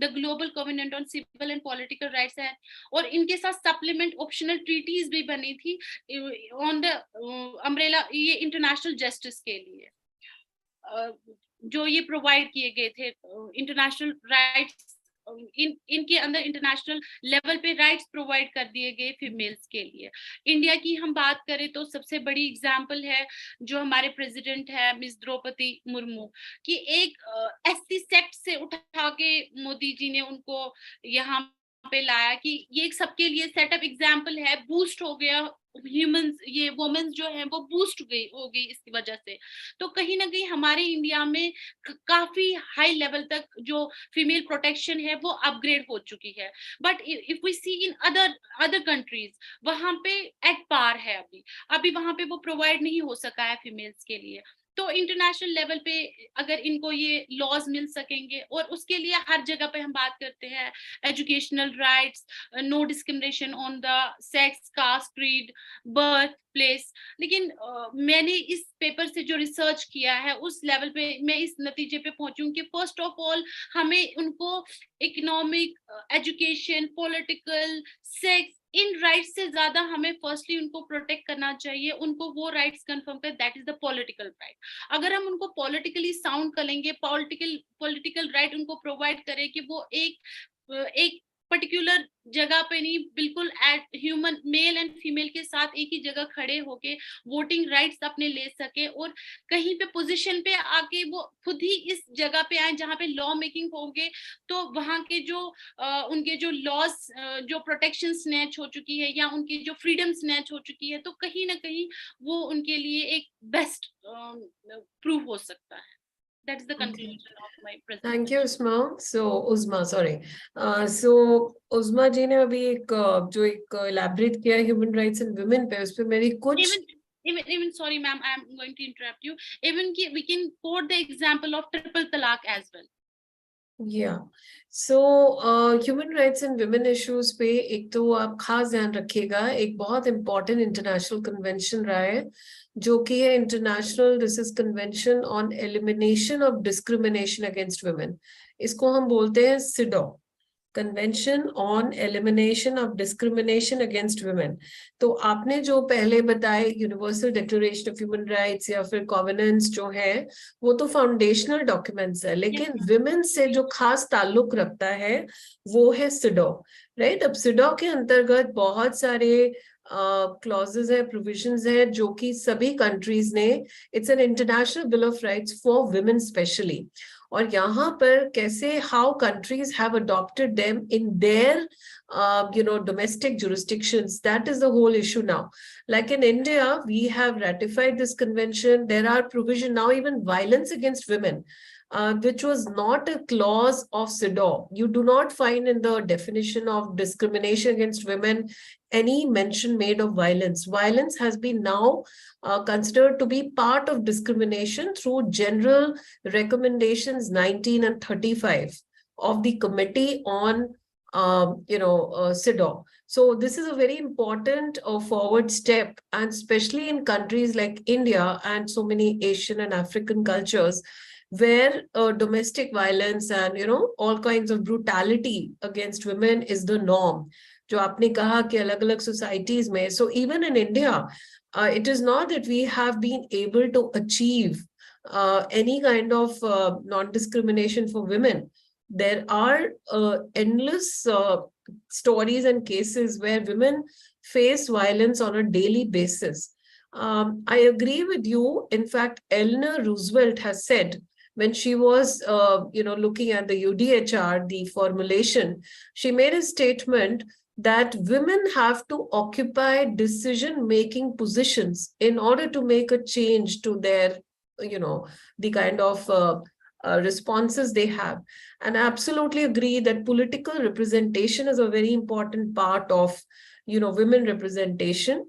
And once they are represented, abhi jaise India mein, in India we have local self-government mein, there is a reservation for women. But in the parliament and state legislatures, it is still a bill which has not yet become an act. Right. So these are issues which kind of continue. So it's an important facet and it's an important aspect of human rights that you have taken up. Well, I would perhaps reach the conclusion of this particular session where I would congratulate all the presenters for bringing forward many, many important issues concerning clinical legal education and various dimensions of human rights. And I would just recollect now how bench and bar, their contribution to, clinical legal education, the role of, the vulnerable communities and clinical legal education, challenges to clinical legal education across the world, emergency situations and clinical legal education, green legal clinics, juveniles in relation to, the kind of the law that exists.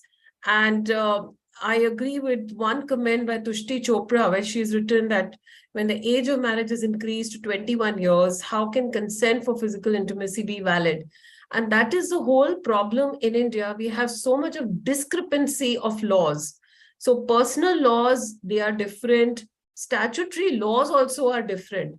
So, we have, Prohibition of Child Marriage Act says that 18 years is the norm.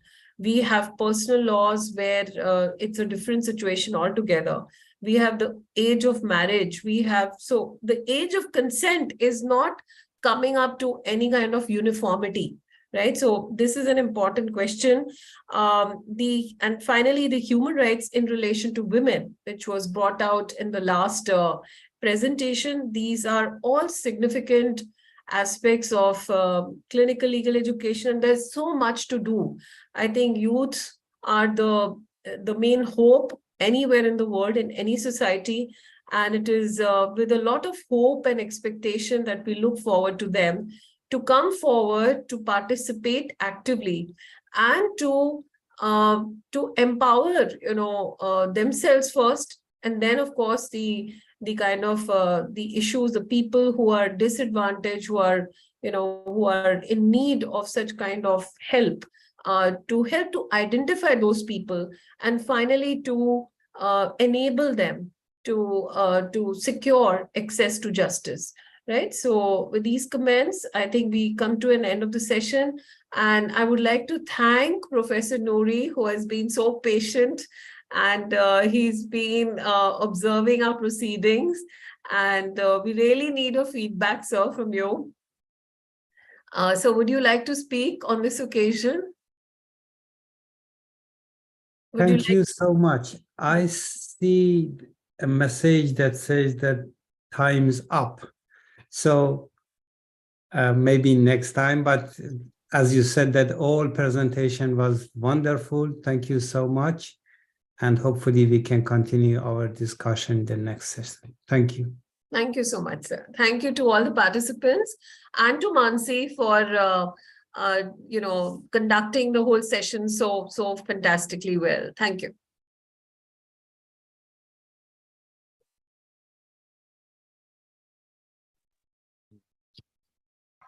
Thank you. Thank you. Thank you. Yeah, may I start?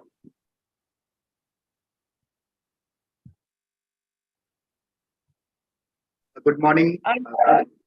Good afternoon, everyone. I, Aditya and Apuja, member of Knowledge Seats, welcome you all to the second international virtual conference on the clinical legal education of legal aid and human rights 2023.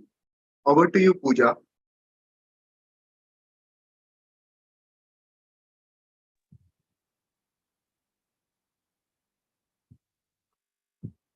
For this technical session, we have Dr. Mayank Kapila, Assistant Professor and HOD of Law, B.R. Ambedkar, Bihar University, as session chair. So I would request sir to say a few words.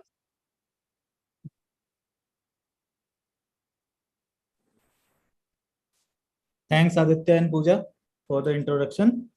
And I'm really thankful to the Indian Network for Clinical Legal Education and Knowledge Teach for taking this endeavor and organizing this second international conference on clinical legal education, legal aid, and human rights. And in this session, inviting me as a technical chair. And I would also be looking forward to the number of presentations that have been proposed for this session and on various issues and various important issues dealing with human rights and clinical education. And I think the rules of the particular presentations will be that there will be a time limit in which each of the presenters will be required to be finish their presentation. And after every presentation, we'll be giving the feedback, and if any query will be there, then we'll be having it. And at the same time, I would also request all the presenters to keep your video on while presenting in order to for better understanding of the content. Thank you so much, sir. So before we proceed further, as sir said, I will repeat the rules. So each presenter will be given 10 minutes only, and you all have requested to stick to the time limit. All questions, if any, will be taken at the end of the session. The timings will be informed in the chat box. Moving on the first presenter, may I call Desire to present the presentation, please.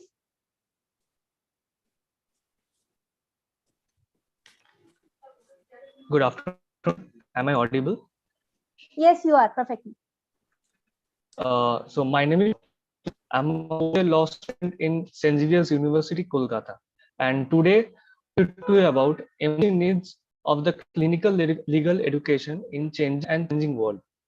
So legal education has traditionally focused on providing students with an understanding of theory and doctrine. However, in recent years, there has been a growing recognition in that legal education. So legal education must evolve to meet the changing needs of society. One area is particularly evident in clinical legal education, which provides students with hands-on experience in applying legal theory to real-world situations. So in our changing and challenging world, there are several emergencies that clinical education must address for their future careers. First and foremost, clinical education must respond to the changing nature of practice. In addition, technology transforming the way legal services are delivered, with artificial intelligence and other tools increasingly being used to assist lawyers in their work. For this new landscape, clinical legal education must provide opportunities for students to work on cutting-edge legal issues and to develop the skills necessary to navigate a rapidly changing profession. Another emerging need of clinical legal education is to prepare students to work in an increasingly diverse and global society. Clinical legal education can play a critical role in preparing students for this work by providing opportunities for them to work on cross-cultural and international legal issues. There must also be legal issues that have a global impact, such as climate change or human rights. Third, emerging legal education is address the growing justice gap. Despite the importance of legal representatives. No, despite the legal representation, many people cannot afford to hire a lawyer, particularly in civil cases. Can help address this gap by providing legal services to income and minorities. By working on real cases and presenting real clients, students have a deep understanding of the challenges facing these communities and the way in which the legal system can address them. Finally, clinical legal education must prepare students to be ethical and socially responsible lawyers. In a world where ethical and social issues are becoming increasingly important, lawyers must be able to navigate complex legal dilemmas and make decisions that are in best interest of the society. Clinical legal education can help prepare students for this work by providing opportunities for them to engage in reflective practice and develop understanding the ethical and social implications of their work. So I would like to conclude by saying that emerging needs of the clinical education are complex. To prepare students for their future careers, clinical legal education must respond to the changing set of legal practice and prepare students to work in a diverse and global society, address access to justice gap and prepare students to be ethical, socially responsible lawyers. By doing so, clinical legal education can play a critical role in ensuring that the legal profession continues to serve the needs of society, rapidly changing and challenging world. Thank you.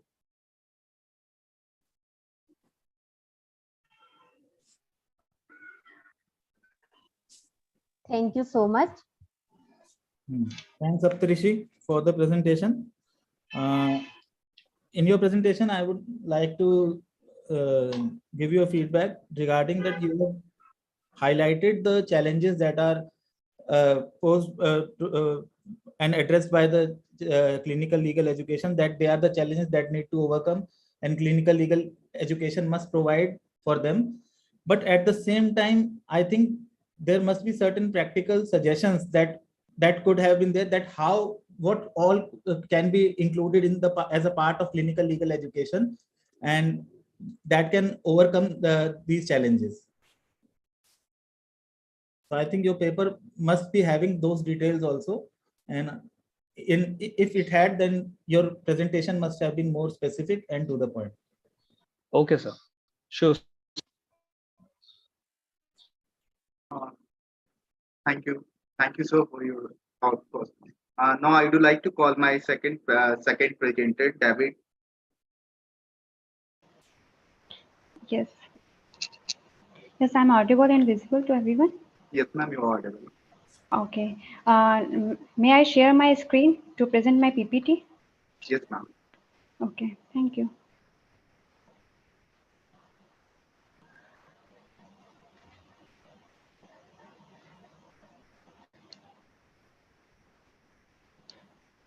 Just a second.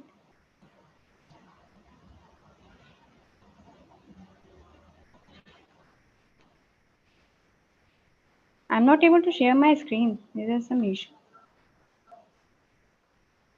Okay, now I'm able to share my screen. Okay. My screen is visible to everyone? Yes. Okay. Thank you. My name is Prachi Avasthi. I'm pursuing my PhD from Galgotia University, Greater Noida. My topic is for today presentation is clinical legal education, legal aid, and human right. So, first of all, I would like to start with my topic, this clinical legal education. I just bifurcated, and after that, I will be interlinking legal education and the human rights connect. So, in a clinical legal education, means we have understood the definition is the clinical legal education is a term which encompasses learning which is focused on enabling student to understand how the law work in action, and this can be done by undertaking real or realistic stimulus casework. Means this clinical legal education is very much important while while we are studying law in universities or colleges, because while going through the theory work we cannot directly proceed to the court work. we should go through the clinical legal education to go through the practical knowledge. Then only we can proceed better in the court work. So this clinical legal education is very much important, and it's play a very important role in today's life also. A lawyer, this product of such education would be able to contribute to national development and social changes in a much more constructive manner. And this clinical legal education is already originated in the United States, more than 100 years old. And US is the first country to start such an experimental learning method of law teaching. Now we are going to the history, how it is established in India. During the British rule, legal education in India followed the general Excuse me, canonical I'm model. sorry to interfere, but can you please move the PPT? Yes, slides moving now or not? I'm power to the second slide, third slide. It's moving or not? Please confirm me. No. No. No. Just a second. Yes, ma'am. Now it's there. Moving. Yes. Just a second. No.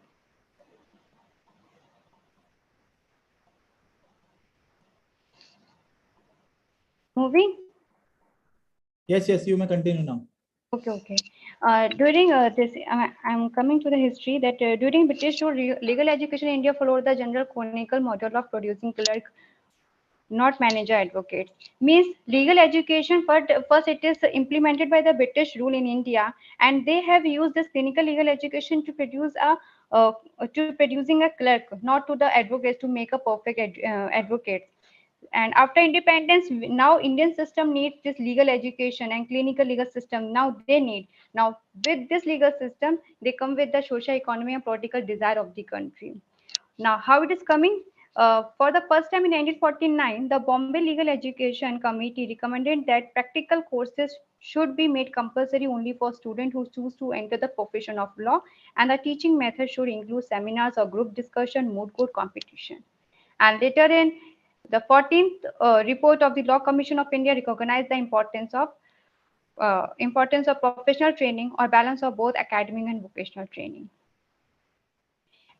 And these are the reforms which took place the legal education important role in today's life. Now, what is the need of a CLE? What is the need of why it is needed in India? Clinical education is a different approach of learning of law. It means obviously we are going through the why we are studying all the laws, IPC, CRPC, CPC. We are just going through the theory work. But when we are going to the clinical legal education, clinically work, then we came to the how it is implemented. So this is clinical legal education plays an important role. And now I am coming to the my second topic is legal aid. So legal aid is means legal aid. The first major report on legal aid came in 1973 from the expert committee on legal aid of the Ministry of Law and Justice, chaired by Justice B.R. Krishna Iyer. And the expert committee was appointed to make recommendation for the creation and implementation of the comprehensive program of legal aid to the weaker section of the Indian society, including persons of limited means and social educationally backward classes. Legal aid, actually legal aid in our Article 39A of our Constitution, it's is given legal aid facilities given to the who are weaker section people. They can also who the group of people, the person who cannot afford the lawyer for the consulting, they can go for the free legal aid service. So legal aid is very important, and some of the means legal aid committee is also made, and who are the person who can avail the benefit of legal services. First is the person who belongs to the scheduled caste, scheduled tribes, human trafficking victim, women or child, differently abled person, natural disaster victim, person in custody or in a protective home, industrial workmen. And these are the person who can avail the benefit of legal person. They are coming under the section 12 of the Legal Service Act. Now, authorities who are established in the Legal Service Act, they are National Legal Service Authority, where it is commonly known as the NALSA, SALSA, DALSA, Supreme Court Legal Service Committee, High Court Legal Service, and Taluk Legal Service Committee. Now I'm coming to the human right generation. Human right generation, there means human right. When we're talking about the human right is already inbuilt. The person is taking, the human being is taking birth he already inherited or inbuilt the human right. He already have the right when a person is taking birth. Now, human right is the fundamental right inbuilt to all human beings by birth, irrespective of the race, language, sex, nationality, region, or any other status. Now, human right includes the right to life, liberty, opinion, expression, and many more, as we know. Now, but when we're talking about the human rights generation, they are split into 3 to 4 generation. First human rights generation, second human rights generation, and third human rights generation. And this human rights generation reflected from the French Revolution, which include the liberty, equality, and fraternity. And it is first time formally introduced by Karel Vasek in 1979, a Czech jurist.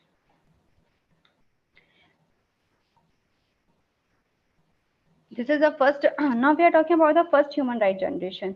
The first wave of human right is identified the period of Scottish Enlightenment in during the Liberal Revolution in 19th century in America, France, and Latin. So in first human right generation include the right to worship, peacefully assembly, and this first human right generation is also known as the blue right. So yes, blue right, and it is also known as the individual. Like in my last second point, this generation encompasses individual civil and political right.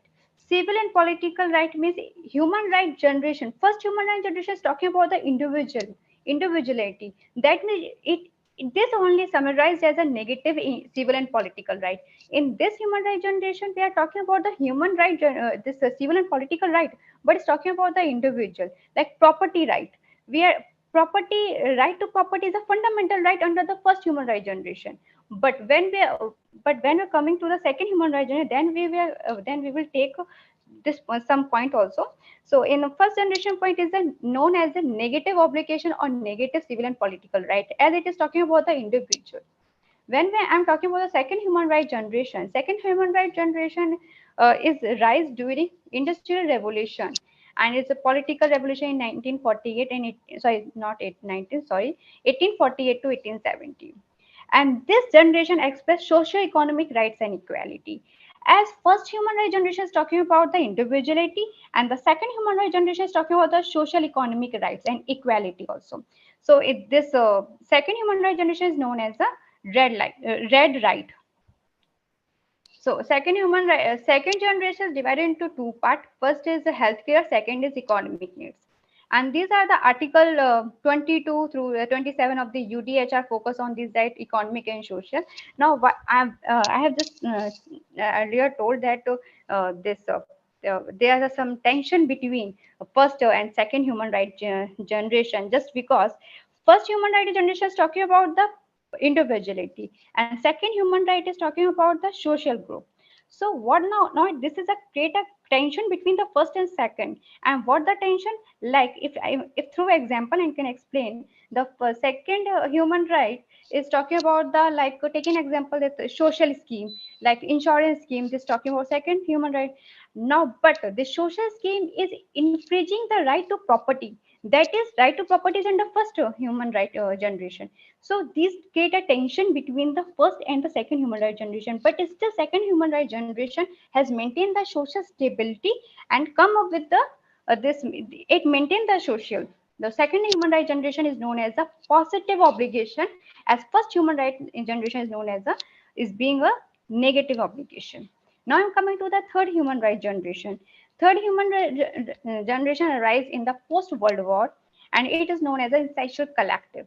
Third human right generation is most important because it's known as the green right, soft law. Soft I'm law sorry to means interrupt. Time is over. okay. Give me a 1 minute I'm only. just come to the conclusion. Yes, my conclusion is that uh, may I stop the screen? My conclusion is that I'm just working on the LGBTQ provision. So my LGBTQ provision, I'm just saying that means human right. Everyone is talking about the human women's right, everyone, but I'm talking about the LGBTQ community, which is which human rights has been violated. And in LGBTQ, there is lesbian, gay, transgender, everyone is there. But I'm talking specifically about the lesbian and gay. not the transgender, because transgender have already taken the place upward in the society in India. But when we're talking about the lesbian gay, they still today facing the lot of problem as compared to the transgender, because transgender bill has been passed, transgender is going on protesting each and everything, but lesbian and gay still facing most of the society, even though judgment has been passed by the Supreme Court, but still they are facing embarrassing in the society as compared to the transgender people. So their human rights are most violated in the as compared to the this transgender community. As well as when I was talking about this human rights, then when we are connecting this LGBTQ in the refugee, in the term of the refugee, then their most human rights are violated. So and now we how it CLEs communicate clinical education helps in to understand the what the condition, what the environment they are facing. Through the with the help of the CLE only we can help to understand their situation, their conditions.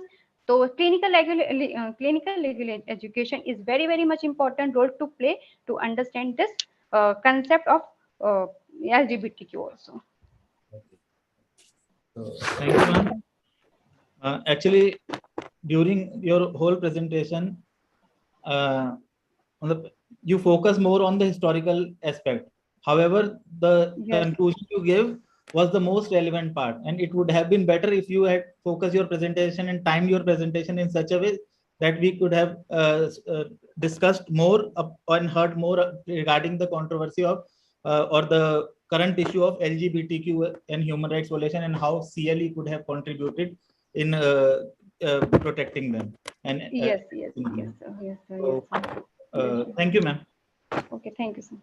So moving on to next presentation, may I call Desiree David to present?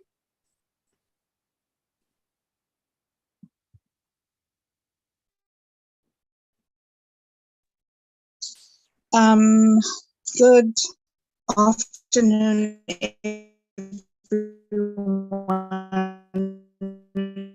and thank you so much for this opportunity to address you today. So, sorry, can you hear me? There is a network issue, but we'll try to. Okay, I'm going to turn my camera off. Maybe yes, maybe that's gonna help. Right. Okay, so is this better? Yes, ma'am. Okay, great. So I'm going to be speaking today about a program that I started at the Nelson Mandela University called the Legal Integration Program. So just as a bit of background, I'm a lecturer in the Department of Criminal and Procedural Law. I'm involved in a lot of other activities with the law students like street law, and I'm the principal of the School for Legal Practice of our law society. So from my background and experience, I've dealt with both members of the profession as well as the students. And the rationale behind this program was to try and bridge the gap and provide a link between the LLB students and their studies and the practice of the profession of a legal practitioner. Because what I was hearing was that students felt ill-equipped to deal with the realities of legal practice upon graduation. And members of the profession were kind of disgruntled with the fact that students had the degree but did not have the necessary skills to join and to integrate properly into a practice. So the legal integration program was aimed at supplementing the knowledge and the practical skills that the LLB students had by exposing them to the profession and topics that were relevant to legal practice and to society, that were current, that were topical, and that were not necessarily dealt with in the conventionally structured LLB academic program.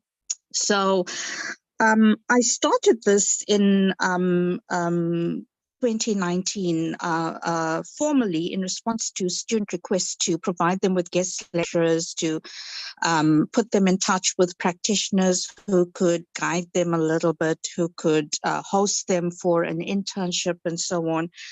And we formalized it in 2020. 2019. Our first program should have happened in 2020, formal program, but very early into the academic year, we went into lockdown. I had the unfortunate experience of being on holiday when the whole world locked down. And I remained in Nepal for 7 months before I was able to go back to South Africa. So I think this experience gave me some kind of insight into some of the difficulties that were experienced by these students.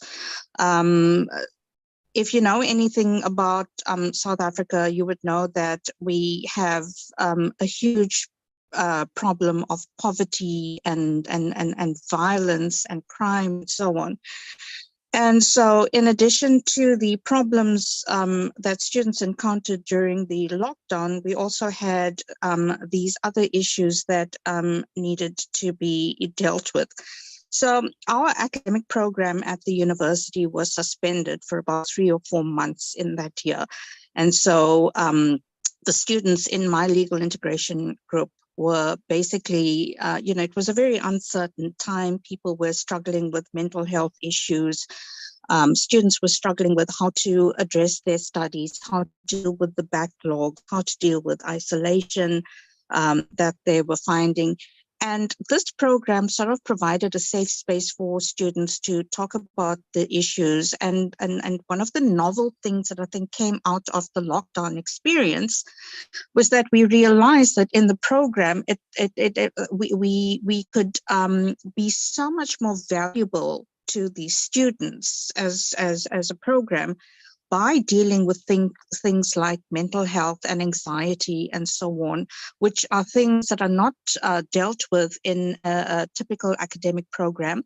Your clinical legal education sometimes deals with it, but not to the extent that you are dealing specifically with students' individual issues and so on. So the program provided a kind of safe space for students to be able to, outside of the academic program, where they were not concerned about marks and grades and is it for exam purposes and those kind of things. But it gave students an opportunity to speak about personal and legal and social issues without the added pressure of worrying about an academic grade and worrying about how much do we need to attend and so on. So the kind of learning that we did was to engage or try and encourage active learning. So because we didn't have our academic program, we were outside of the normal curriculum, but we discovered that there was still a need from the students to build on their learning, to continue with the learning. And the feedback that we got from the students that they wanted so much more than what the academic program was offering, with regard to having a genuine interest in how the profession functioned, a genuine desire to improve and to develop the skills that would make them a better legal practitioner. And also what came out of it was that we found that there was I don't know whether it was because it was in the time of COVID or not, but there was a genuine desire on the part of students to be involved in community issues, to provide assistance in communities, to take the knowledge that they had developed as law students to be able to address some of the needs that were very prevalent and problematic in the societies that they came from. And so we tried to get in resource persons to assist with skills development, to assist with practical knowledge, to develop insight into very important issues that were affecting the community, not necessarily legal issues per se, but to be able to address issues that could lead to the improvement of the lives of people in those societies.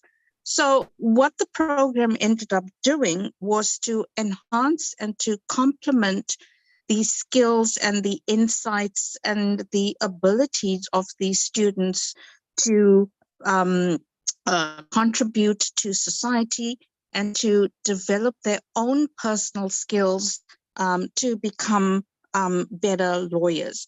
So the lessons that we learned, just to quickly summarize, because my time is up, is that it's imperative, obviously, as one of the earlier speakers mentioned, to have a person in charge of this who is genuinely vested. So in other words, the lecturer or the academic who's involved in this kind of program should not be doing it merely because it's a tick box, it's part of your academic activities. There should be a genuine desire to be involved in this kind of program. And I understand some academics would be more focused on research. Some academics like me want to be out in the community and doing stuff. Also, what we found, or what I found, is that it is so important to take a step back and to look through the eyes of the student, because it is always a very grounding exercise to be able to consider the reality of the student, to be able to best serve the needs of that student, and to be able to adapt to what is most beneficial for the student that you are dealing with. The program also gave students an opportunity to open themselves up to creative thinking and to explore different methods for the dissemination of information, both between the students themselves in the kind of peer-to-peer kind of learning that they were doing, but also to engage with communities and to engage with the profession. So on the issue of sustainability, I'm glad to say that the program was adapted to deal with the COVID reality, but it's grown from strength to strength. And since we've been back to a normal academic program this year, I've got students today who are in an exchange program with the I would University humbly of request you Malaya. to wrap up because time is over. Okay, all right. Okay, so I just want to thank you for the opportunity and for listening. Thank you.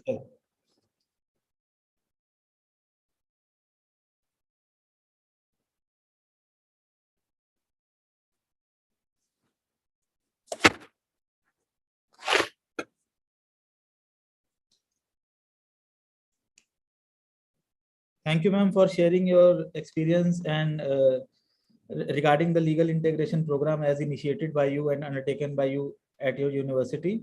It was a pleasure listening to you, and considering the importance and the experience that you are having, I think the time is not sufficient to address the particular issue and learn from you, and we can have a specific lecture regarding it on a later stage. And thanks for sharing the experience. And now we can have the next presenter. Thank you, sir. Thank you, ma'am. Now I would like to call our next presenter, Dr. Anita Patil, ma'am. Good afternoon, everyone. Hope I'm audible to all. Yes, ma'am, you are. I'm audible. I've been disabled for sharing the screen.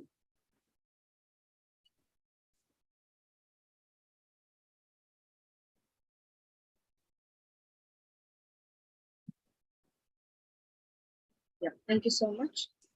To begin with, if you can see, to be very quick and precise, no doubt you'll see my content. It's huge because it's mainly talking about the role of clinical legal education in the inclusivity of the differently abled and access to justice approach. So here, as you see, my approach is mainly on the specially abled or differently abled, talking about their rights, their protection of their human rights with regard to clinical legal education. To be very quick, I'll be very precise within the time frame. very going to the magnitude, as you can see the statistics which mainly talks about the males and females and with regard to the disability population in India with regard to 2016 the survey. Coming over the types of disability, as we know, there are multiple types of disability, whether it's vision, hearing, speech, mental retardation, and many others. With regard to types of assistive technology, which is one of my major concern today, because when we talk about assistive technology, we also have to maybe talk about maybe three important A's, that is maybe accessibility, availability, and the affordability also. So when we talk about civil human rights, when it comes to clinical legal education, assistive technology or the role of assistive technology is very much important to ensure that the access to justice, access to education, access to clinical legal education is also mainly looked up to. With regard to many other types, as I have already put up the various types, apart from that, there are various other devices. So each category have a specially designed or customized. These are the devices which you can see on the screen, where it mainly is used for mainly to ensure the whether it might be for the visually, for the screen magnification, video description, or it might be screen readers. So these are the various types which may be useful for the especially abled children, or especially the under the clinical legal education. Apart from that, also we have various other types for hearing impairment with regard to induction loops. It might be telephones. These are technologically equipped assistive technology, which as I said, the three A's which are not yet accessible to the especially abled. Coming to the third type is the speech impairment. These are also, we have no doubt the assistive technology is a very infant stage in India when compared to the developed countries. But yes, with regard to the especially other types, like the children which have any physical or physical disability to understand, or it might be the mental retardation, it might be. So there are various other types where we need to look up to.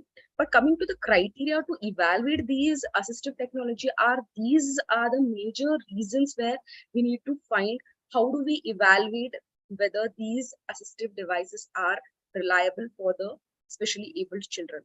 Coming to the law and policy, no doubt we have 2016, it has been repealed, the older act of 1995. But the major other things which has been coming in the new act is the appropriate government's obligations and the liabilities has been installed, mainly established. It might be national funds which has been come from 3% to 5%. The reservation has been increased in various other benchmark disabilities, and under this legislation also there are 21 different types of disabilities which are mainly recognized and listed.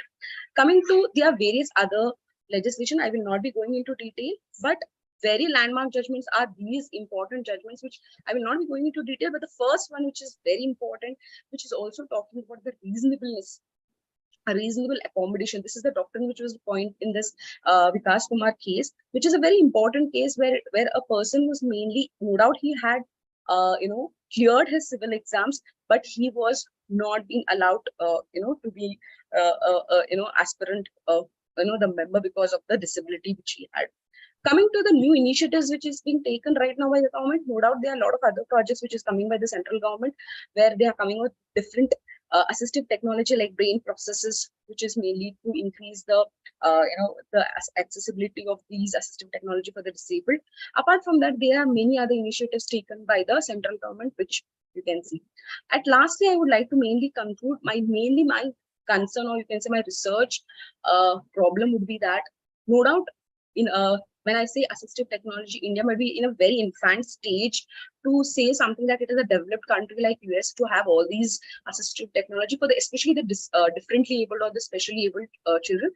But also the government has to make sure that the proper training has to be given to the schools and colleges, where they need to have an inclusive atmosphere, inclusive environment for these specially abled, for to ensure that they get an access to education, mainly upholding their right to education, as well as other things like accessibility of the learning resources has to be prioritized. Overall performance has to be mainly looked into with regard to assistive technology. There might be very much challenges, such as the schools and colleges and universities may not be having such resources, but at least a minimal of the basics have to be accessibility has to be given. At the same time, the concerned faculty who are mainly taking care of these children are also should be equally trained and equipped to handle such things. Apart from that, it is also the parents, educators, administrators, and the children who are also along with the disability, which is also like a psychological impact or psychological effect we can see to ensure that there is a technology enabled or a friendly learning atmosphere for all the specially able children when we talk about clinical legal education. With these few words, I would like to conclude my presentation. Thank you so much. Thank you, ma'am. You have touched upon a really relevant issue regarding the inclusivity of specially abled, and not only in the education, but when we talk about the legal education also, I think a lot more is to be done with regard to ensuring such inclusivity, and even in the legal profession, because we can see that we are the policy has been to make to facilitate and make available needful infrastructure in the laws in the universities for focusing on the right to education, and in order to giving all the even the specially able children the access to education. But at the same time, when we talk about the law schools and the legal profession, I think the adequate facilities are not being provided, neither in the law schools and nor in the legal profession or the courts. And if we say that the everything is left just to provide the ramp and all for the physical disability, but not with regard to the visually challenged or the who are audioly impaired. So there is a lot to be done in this regard. And at the same time, when we are talking about the e-court system, such facilities might be in future. We see that at the level of the Supreme Court and High Courts, we might be able to see such facilities being implemented there. But still, the profession starts from the district courts, and see having a look at the conditions of the district courts in India, it is quite miserable. A normal person cannot stay there for a long, and at the same time, when we say that how a person who is not being provided the relevant faculty can be a part of the profession, so in a way we are outcasting them and we are prohibiting them from entering the profession. So it is a really challenge which has to be done, and I think that BCI also has to look into this aspect and has to incorporate in the legal education rules as the minimum infrastructure requirements, and at the same time the other facilities that are provided in the as a part of the course. And clinical legal education can be useful if we train the students regarding the requirements, and at least law students who they can come up and work for the society for the interest of the specially abled, in order to provide them access to education in other institutions by raising their voice and also writing on their behalf and raising the issues to at the highest level. So thank you, ma'am. Thank you, sir. Thank you, ma'am. So may I call the next presenter? We Yes. have Swara Sharat.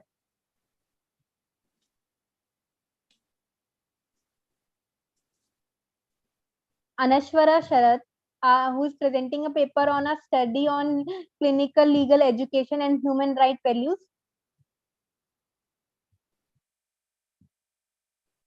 Do we have the presenter?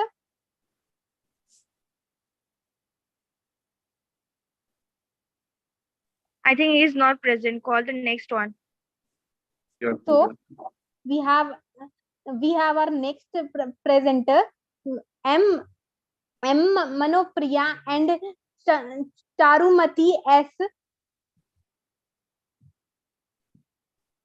M Mohan Priya and Charumati S, who have paper on access to justice to all, emerging needs in the changing and challenging world.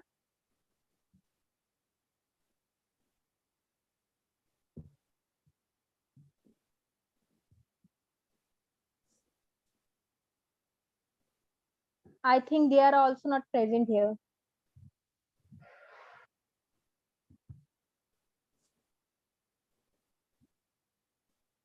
So are we done with the presentations? Yes, sir, we are done for the session for the presentations. So if there are any queries and questions, they are welcome now. If the participants have any query with regard to the presentation of some other participant, they may raise their query.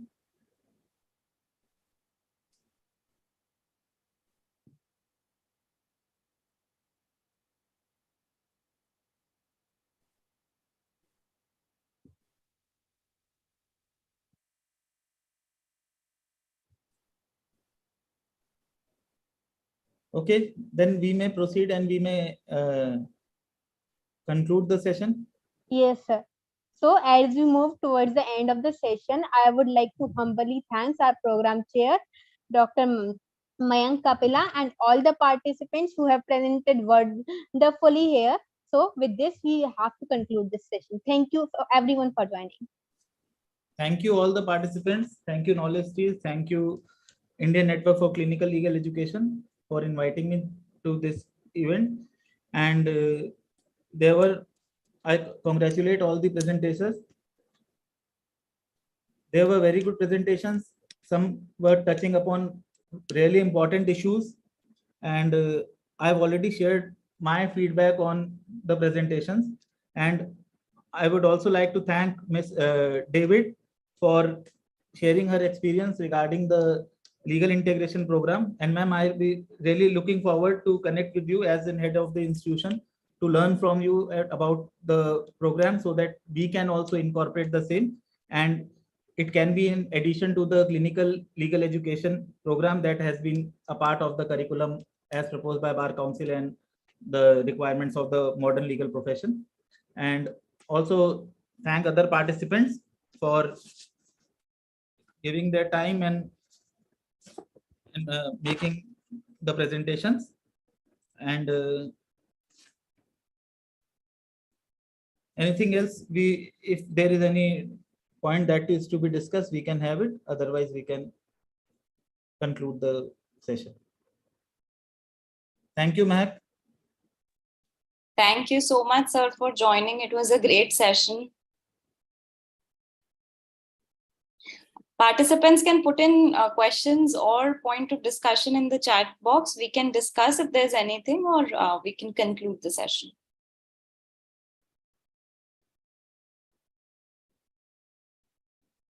Okay. Thank you so much, sir, for joining and for taking out your time. And thank you, presenters, for joining us. It was great having you and great learning experience for all of us as well. Thank you. Thank you. Thank you, everyone. Thank you, sir, Thank you. for your enriching thoughts in the legal fraternity, sir. Thank you. Thank you. Okay.